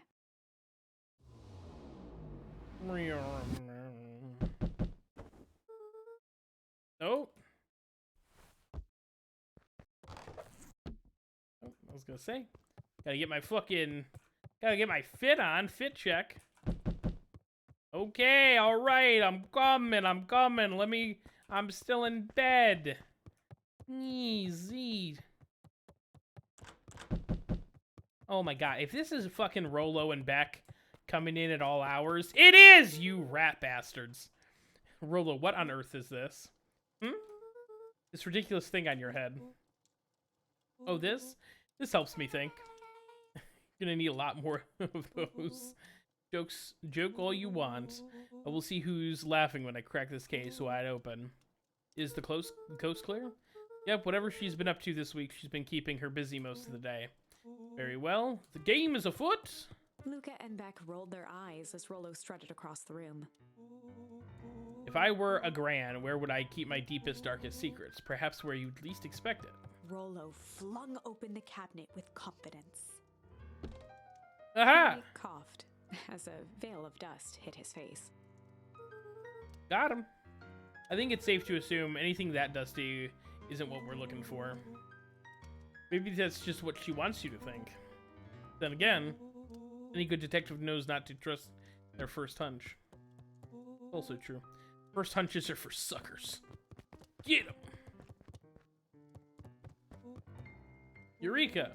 She lit a fire in order to burn the evidence. She keeps a fire going every day, Rolo. Brat! Ugh, it may already be too late. Just think of the mounds of documents lost to ash. Okay, I'm gonna stop you right there. Can we just think for a moment? Luka, is there anywhere Gran doesn't want you to go? Yeah, the closet upstairs. Maybe that stands to reason that we should check there first. No dice, it's locked. Well, well, well. Look who stands to reason now. And I have no idea where the key is. If it really is important, she probably keeps it with her. Anywhere else? She has her berry bushes. Who has ever thought, I'm going to take this very important thing and huck it in a bush? True. Anything else? Maybe something out of the ordinary? Well, she's always worried I'll break her fancy dishware in the kitchen. But that doesn't matter anywhere. Anyway, I can't reach the latch. A look of realization crept onto Luka's face. All three kids snapped to glance at each other, then sprinted in turn toward the kitchen. Run! Alright, Rolo. It's your time to shine. Ah, yes. You've called upon my expert detective skills. And now I shall proceed with... Luka scrambled up Rolo's back. Gotcha. Oh, this isn't my idea of detective work. Every squad needs a good lockpick. And every good lockpick needs a sturdy head to stand on. This is beneath my standing. Stop complaining and hold still. Got it. There's also a whole bunch of stuff on top. With the glass doors opened, a perfect porcelain display gleamed in front of them. Their eyes searched for anything amiss, but the only distinct feature was its impeccability. Well, that was anticlimactic. Yeah, I don't really know what we were expecting. Like, oh hey, let me just yank this random key. As Beck pulled on one of the teacups, it slanted forward with a hollow click. The entire hutch began to rustle and slide under its own power. Gotcha! Gotcha, Granny! Seems like your Gran has been doing some remodeling. Dude, only two types of people have secret layers. Evil masterminds and superheroes. So which one do you think she is? We're about to find out. Oh, good. Hazmat barrels. Probably fine. Okay, so more of an unhinged conspiracist vibe? Oh, wow. Yeah, this can't be good. Let's look around before jumping to conclusions. Oh, wow. Lots of Luka stuff. jostled each cabinet drawer in turn. Only one was unlocked. He fingered through the filing cabinet, pausing at a bulging folder labeled Walter. For a long moment, he just stared at it. Is Walter his dad's name? What have you got there? It's my dad. Looks like some of his old medical files. Your dad was a Luka doctor? nodded and caressed the label with his thumb. Well, you gonna read it? Here, let me help. Rolo swiped the folder from the drawer and began leafing through the pages. He whistled to himself, barely looking at the text. How about you actually read some of that, Rolo? One sec. Dense documents such as this are a lot like a cheeseburger. It's best to skip straight to the middle, where all the meaty bits live. Wow, I had no idea you were in the presence of the preeminent scholar in dense documents and cheeseburgers. He By all stopped at a means, page proceed. and mimed, holding up a monocle. Ah, here we are. Follow-up examination of Terrence Wilby. Patient shows further signs of paleness and malaise. Body temperature continues to drop. He has now described soreness of muscles and joints. This is similar to symptoms exhibited by Mrs. Wilby just a few days past. Still waiting on lab results Rolo from looked Joseph. up with heightened surprise. See? Creepy. Yeah, that's kind of disturbing. Who's Joseph? That's Mr. Nuncreed's name. Rolo's Wait. finger traced across the page. There's more scribbled in the margins. Could it be contagious? Mr. Willoughby claims the tap water at his house has been contaminated. Perhaps environmental? Lab results only raise more questions. It's like he came back to his report later and made those notes. So it might be related Rolo to something scanned else? through several more pages. Here, the writing looks shaky. I just couldn't help her. This disease, or whatever it is, progresses so fast. And with his wife's passing, Terrence's condition follows close behind, exacerbated by the loss. Enough is enough. I need to take matters into my own Luka, hands. staring blankly at the cabinet this whole time, spoke softly. What does it say next? Rolo rustled the folder, trying to loose more pages. That's where it ends. What? There has to be more. Luka frantically there? shoved the remaining Does cabinet there have to be folders, more? trying to find another labeled Walter. Luka, I think that's the only one. It's alphabetical, see? What did he mean, enough is enough? How did he take matters into his own hands? This is bullshit. Luka slammed the drawer shut.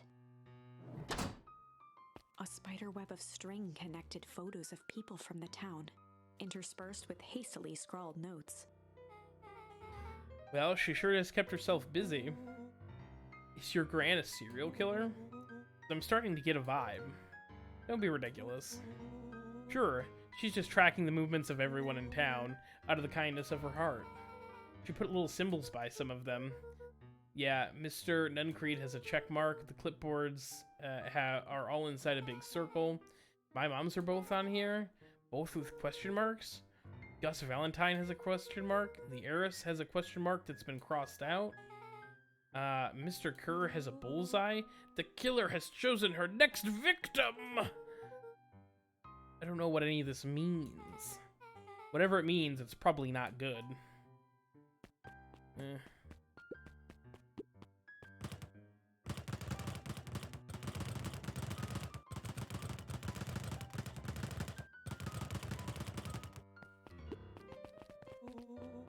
What do we have here?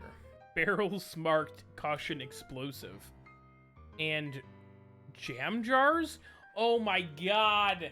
Oh my god, they're setting up for a fucking explosion. Are they gonna blow up Perennial Harvest?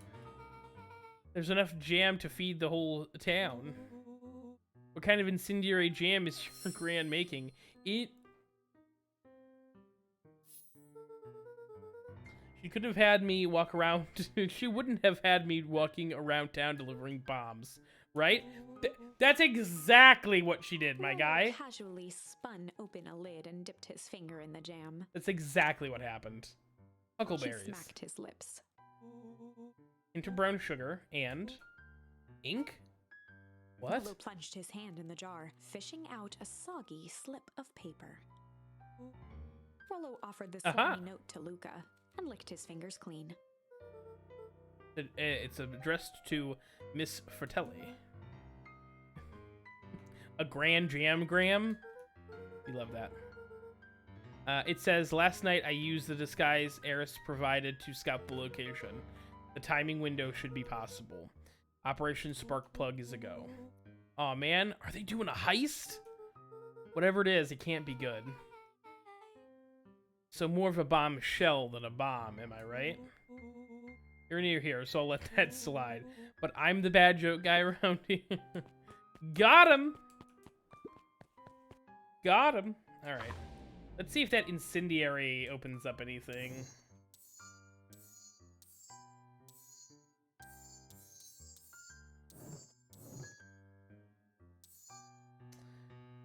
Nope, sure didn't.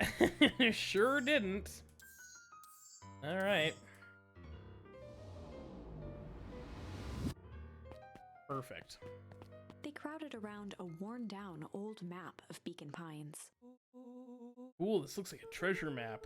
Not every old map is a treasure map, Rolo. Yeah, but every treasure map is an old map. Can't fault that logic. You're not wrong. Man's got a point.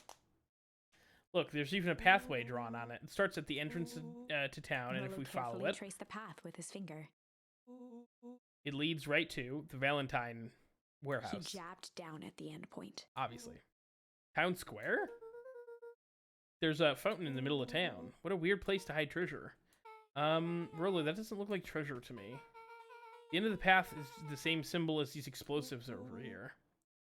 Oh, so they're not hiding treasure. A real bummer. Rolo, what's the thing you've been excited about for the past month? The festival. Oh, shit. Did you just say gulp? Feels like a gulp kind of situation. Everyone will have been gathered near the center of town. She's gonna blow up the festival? I think she's going to announce information at the festival. I don't think she's gonna blow it up. Not if we stop her. Oh. Oh. Luka looked up from the map. Oh.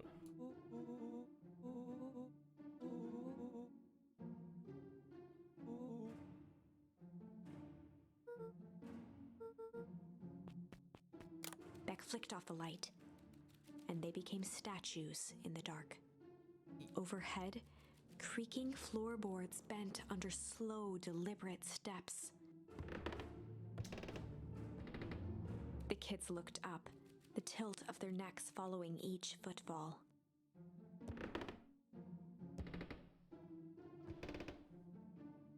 Then suddenly, it stopped. Without realizing, they'd been holding their breath. All three exhaled shakily and glanced at each other. A muffled male voice broke the silence. A final few footsteps reached the entrance above them, and the voice now echoed down the stairs. Oh, it's Mr. Trollover. Anyone The down three there? kids shuffled to the corners without a peep. As he began to descend the stairs, the man's voice punctuated every new step. Thump. Thump. Thump. Thump. Thump. At the bottom step, the man paused, squinting to search the room for signs of life. Rolo shifted suddenly. Luka gave him an intense, chastising look and whispered through clenched teeth. It was too late. Rolo was already inching toward the stairway. He screeched as he charged toward the shadowy figure. Oh, Rolo, you flaming chicken coop! With all his weight, Rolo tackled the man to the ground. Rolo? Mysterious creepy man? Anybody From there? the dark corner, they saw something move. Well, I didn't know if I had it in me. There's only one way to find out. Holy crap, Rolo, that was awesome. Wait, did you just kill that person? Scrambled to the hunched figure on the ground. There's not going to be like a murder here, right? We're not going to murder these children aren't going to kill somebody, right? That's not going to be what happens next. I mean, a dead body, fine, like, you know, they deal with shit like that in Stranger Things. That's not the craziest. I mean, it's still fucked, but like, you know. Pressing his fingers to the man's neck, he sighed with relief. Oh, thank God. You sure clobbered him good. He's knocked out As cold. Beck flicked back on the light, Luka and Rolo both gasped in stereo. What did I say? What did I say? Mr. Trolliver! Chapter 7. The Interrogation of Hiram Tolliver. Still unconscious, Mr. Tolliver slumped heavily in a shoddy old chair. His hands were bound with rope, his feet tied with some loose string. The kids huddled in a circle, discussing their plan. One thing was certain, they couldn't just let Mr. Tolliver go. They needed to know what he was doing in Luka's house. After some deliberation, it was decided.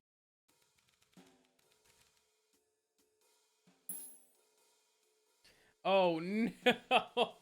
I'm gonna... Oh, man.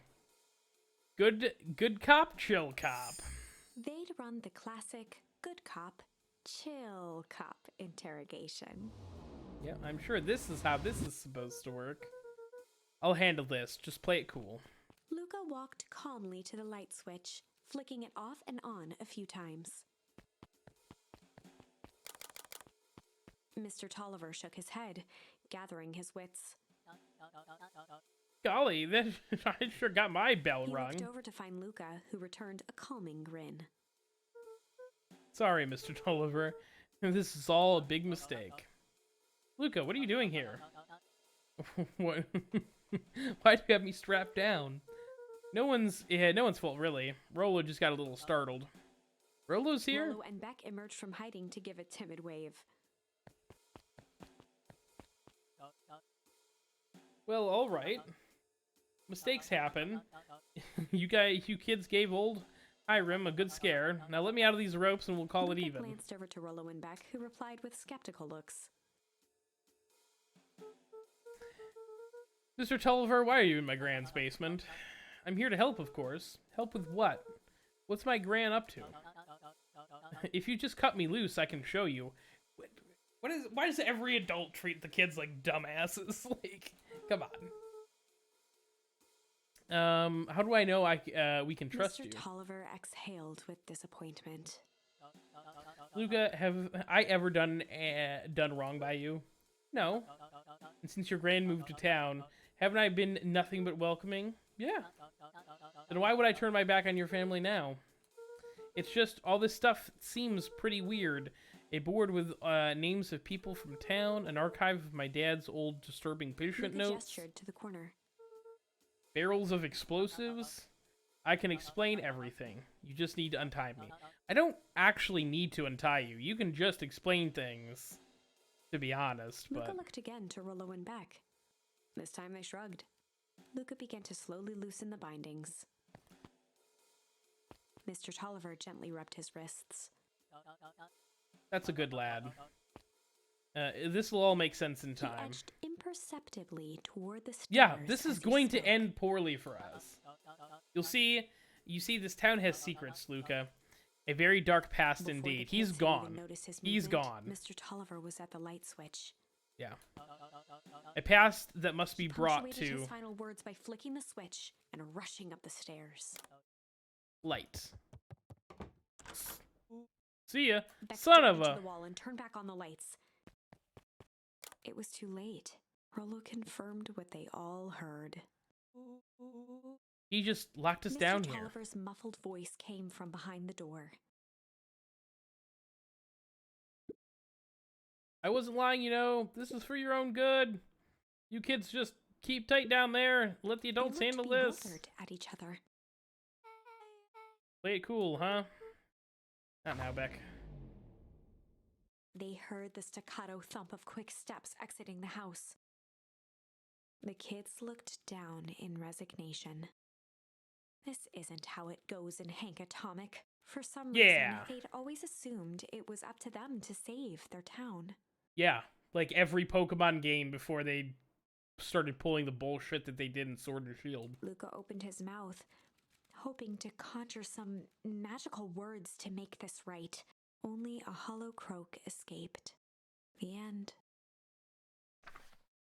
Well, we certainly aren't going to find a grand resolution to our tale locked in a basement. Back to the drawing board. Fascinating. Okay.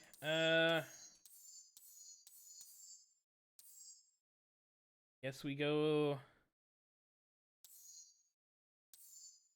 back here. Weather.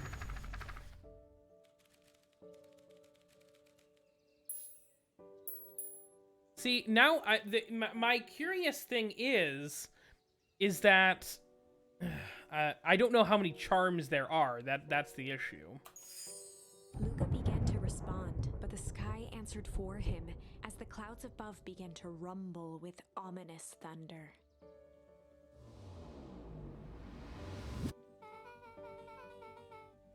You sure you can make it home before the Luka storm kicks surveyed off? the roiling clouds.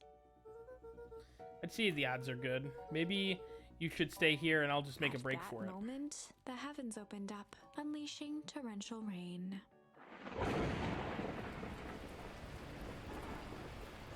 Care to recalculate those odds? Hurry inside, you two, before you catch colds.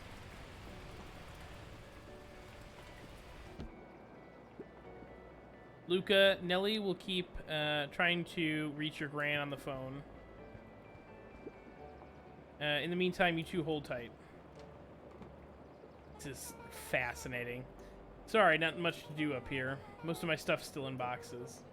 Mind if I poke around? Sure, be my guest. Luka bent down to examine the bouquet of wilting flowers. Judging by the odor, they were well past their prime. Pungent. He flipped open the attached card. Happy trails from Coach Walker and all of Fairview Condors. Boy, you weren't kidding about poking around, huh? Sorry, was this from your old school? The most recent one, yeah. Some school gave me going away cards, some did flowers. When they're really trying to feel good about themselves, they do both. So you've moved a lot? Yeah, that's the thing with having a brilliant parent. There's always a better job somewhere else. Those flowers would last longer if you put them in some water. The sort of thing I would do if I cared. Got 'em! Well, you cared enough to keep them, is all. That is true. Oh, wow. Rolo and I have the radio just like this at the treehouse. Probably not exactly like this one. My mom and I tore the whole thing down to bolts, fitted it with some state-of-the-art vacuum tubes. She sounds pretty awesome. She gets carried away sometimes, but I think she feels guilty for working too much. So when she does have time for me, she showers me with high-tech Luka flicked overcompensation. at one of the toggles. I bet you get all sorts of stations on this. Not out here in the boonies. You wouldn't believe the stuff I could pick up back in the city. But around here, it's all farm reports and static. Ah, shucks. Luka squinted into the eye hole of the microscope. This looks wild. What is it? Gum? Gum? Luka adjusted the slide with his fingers to get a better look. I'm tracking the structural integrity of gum with increasing amounts of chewing.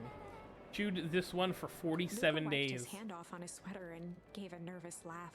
Gross.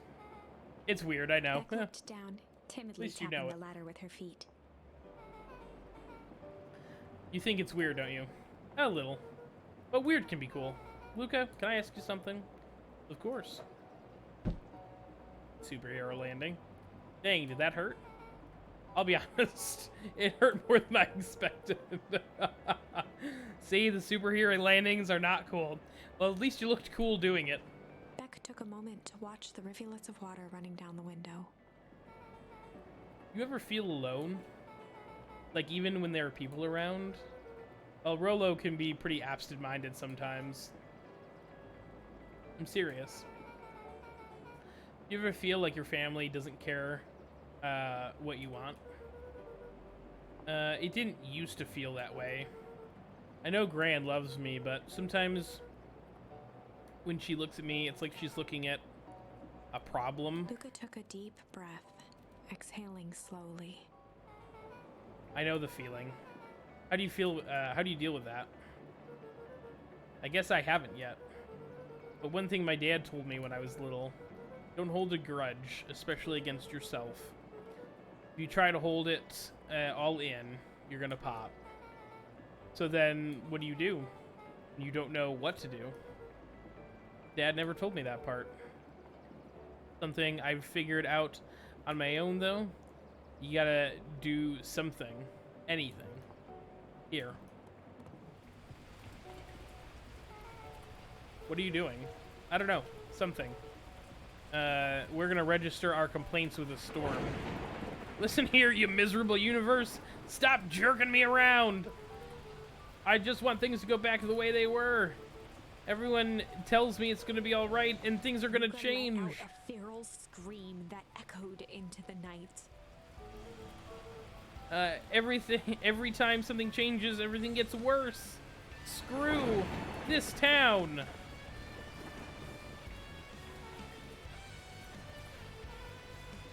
Moving sucks. I hate it. I hate it. I hate that I hate it. Why can't I just deal with it and be happy for my mom? Why can't we just stay somewhere? Ah! Her voice dropped to a trembling whisper. I just want to be a normal Beck kid. brushed off her shirt and straightened up. There. I feel a little bit better. As abruptly as it began, the storm abated. Thanks, I needed that. Me too. We should head out before the rain starts up again. Sure. I'll walk you out. See you and Rolo at the festival? Sounds good. Luka, don't let the universe jerk Beck you around. gave Luka a light thump on the arm before heading in. Chapter 5. Fascinating. Fascinating. This game is so wild because there are so many... Like, I want to see if there's an ending to this game where you don't know anything that's going on and you're just, like, stumbling through, like, having heartfelt moments like that.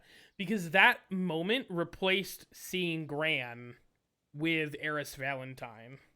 Friendly feud. The air was heavy with the hard rain's residue. The smell of wet things. Despite his dreary surroundings, Luka felt at peace. He'd never shared those details about his dad with anyone, not even Rolo. But it's not like this changed anything. Rolo was still his best friend. Adding Beck to the group would help balance things out. Everything's better in threes. That is true. This is what Luka told himself as he headed to the treehouse. Catch up with Rolo at the treehouse. Oh, hello. Hey, Don, tracking down a lead? You bet. I heard a juicy new rumor. Turns out, when your Sharper Valentine died, he left behind a peculiar last will and testament. Peculiar how? He didn't just give his kids an inheritance. There were conditions. Like what? The document stipulated that Eris had to take on a kid as her ward. A kid our age, who might show up at the town one night with a lawyer. Solomon? Bingo. So Eris was forced to take care of him? Yep. Or she would have lost everything. Why would Sharper care so much about some random kid? Rumor has it old Sharper sowed some wild oats.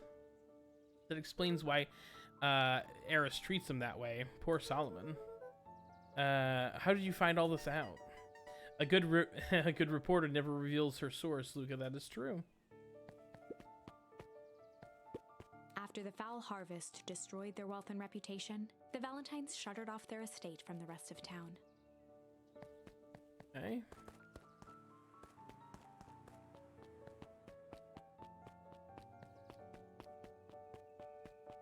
This is I have no idea, like, how long this game was going to be, but it's definitely going to be at least a two-parter. He met his old friend's eyes and was greeted with nothing but ice-cold anger. Heavens, there's no time for fractured friendships. Is Rolo gonna be pissed because I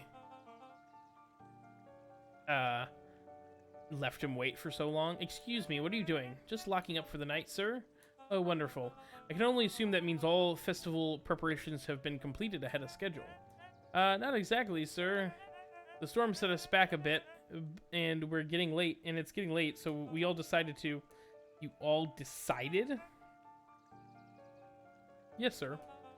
I was unaware that your job involved deciding things. We are all here at Perennial Harvest because we believe in creating a better future, yes? Yes, sir, very much, sir. Do you want to be the one to tell this town that we failed them? No. That we gave up because of a little rainstorm and we all got sleepy? Of course not, sir. Good, then it's decided. Yes, sir, we'll work till the task is done. See that you do. Our harvest awaits. There is nothing wrong in bossing say.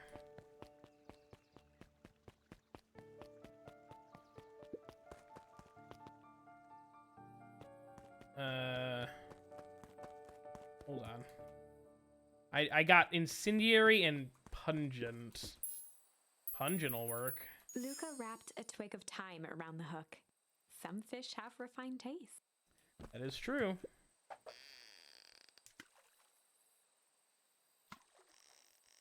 All right. Come on.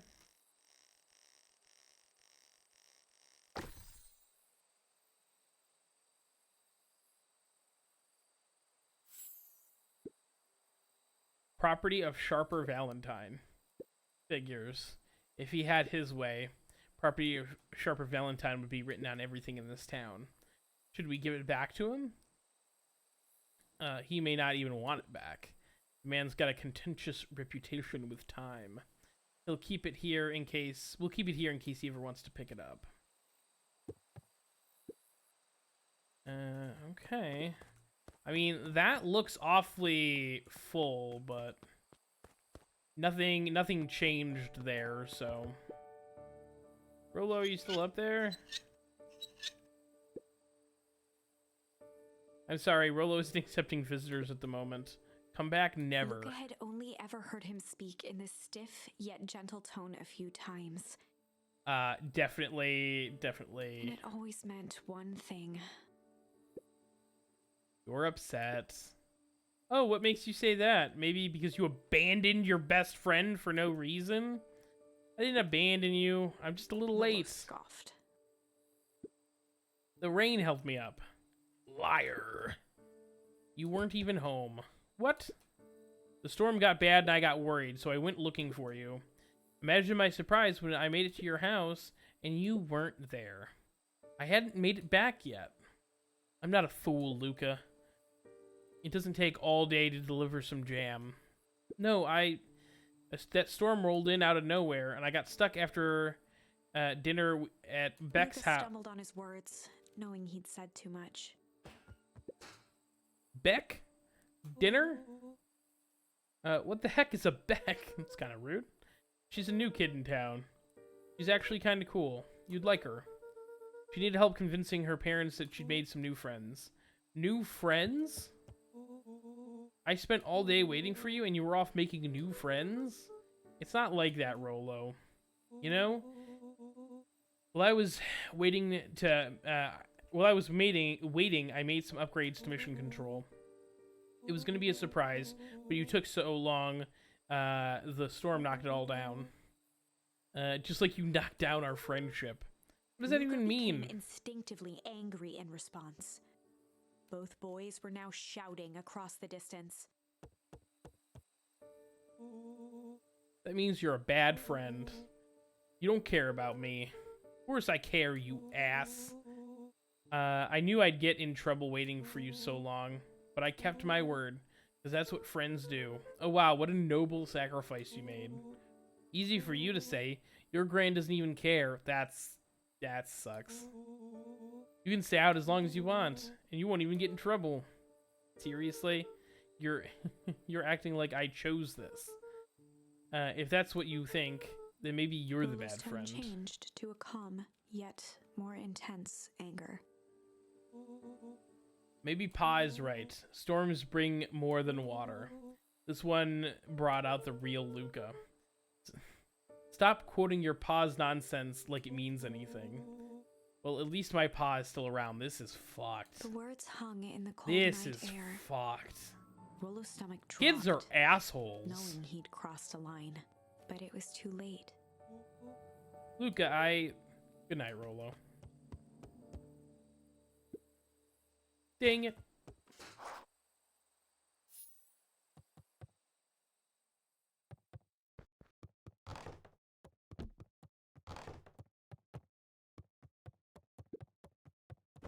Luka dug through his old stuff, not even sure what he was looking for.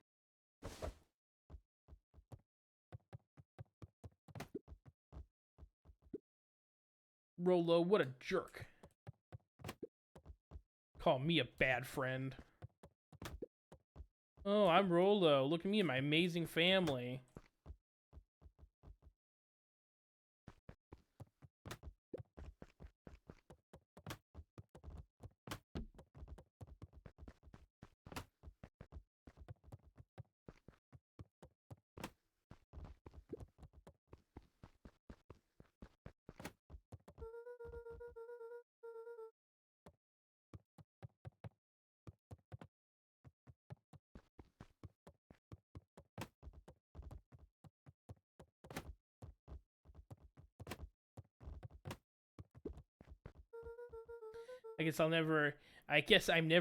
I'm just never supposed to make new friends. Veep. Veep. Luka? Gran cooed gently from the hallway. You slept straight through breakfast. Luka, are you alright? I'm fine. Just don't feel like getting up yet. I'll leave this oatmeal by the door. I gotta go run out and take care of some things. Okay. I'll be back later to check in. Luka just wanted to be alone. He waited to hear the sound of the front door closing.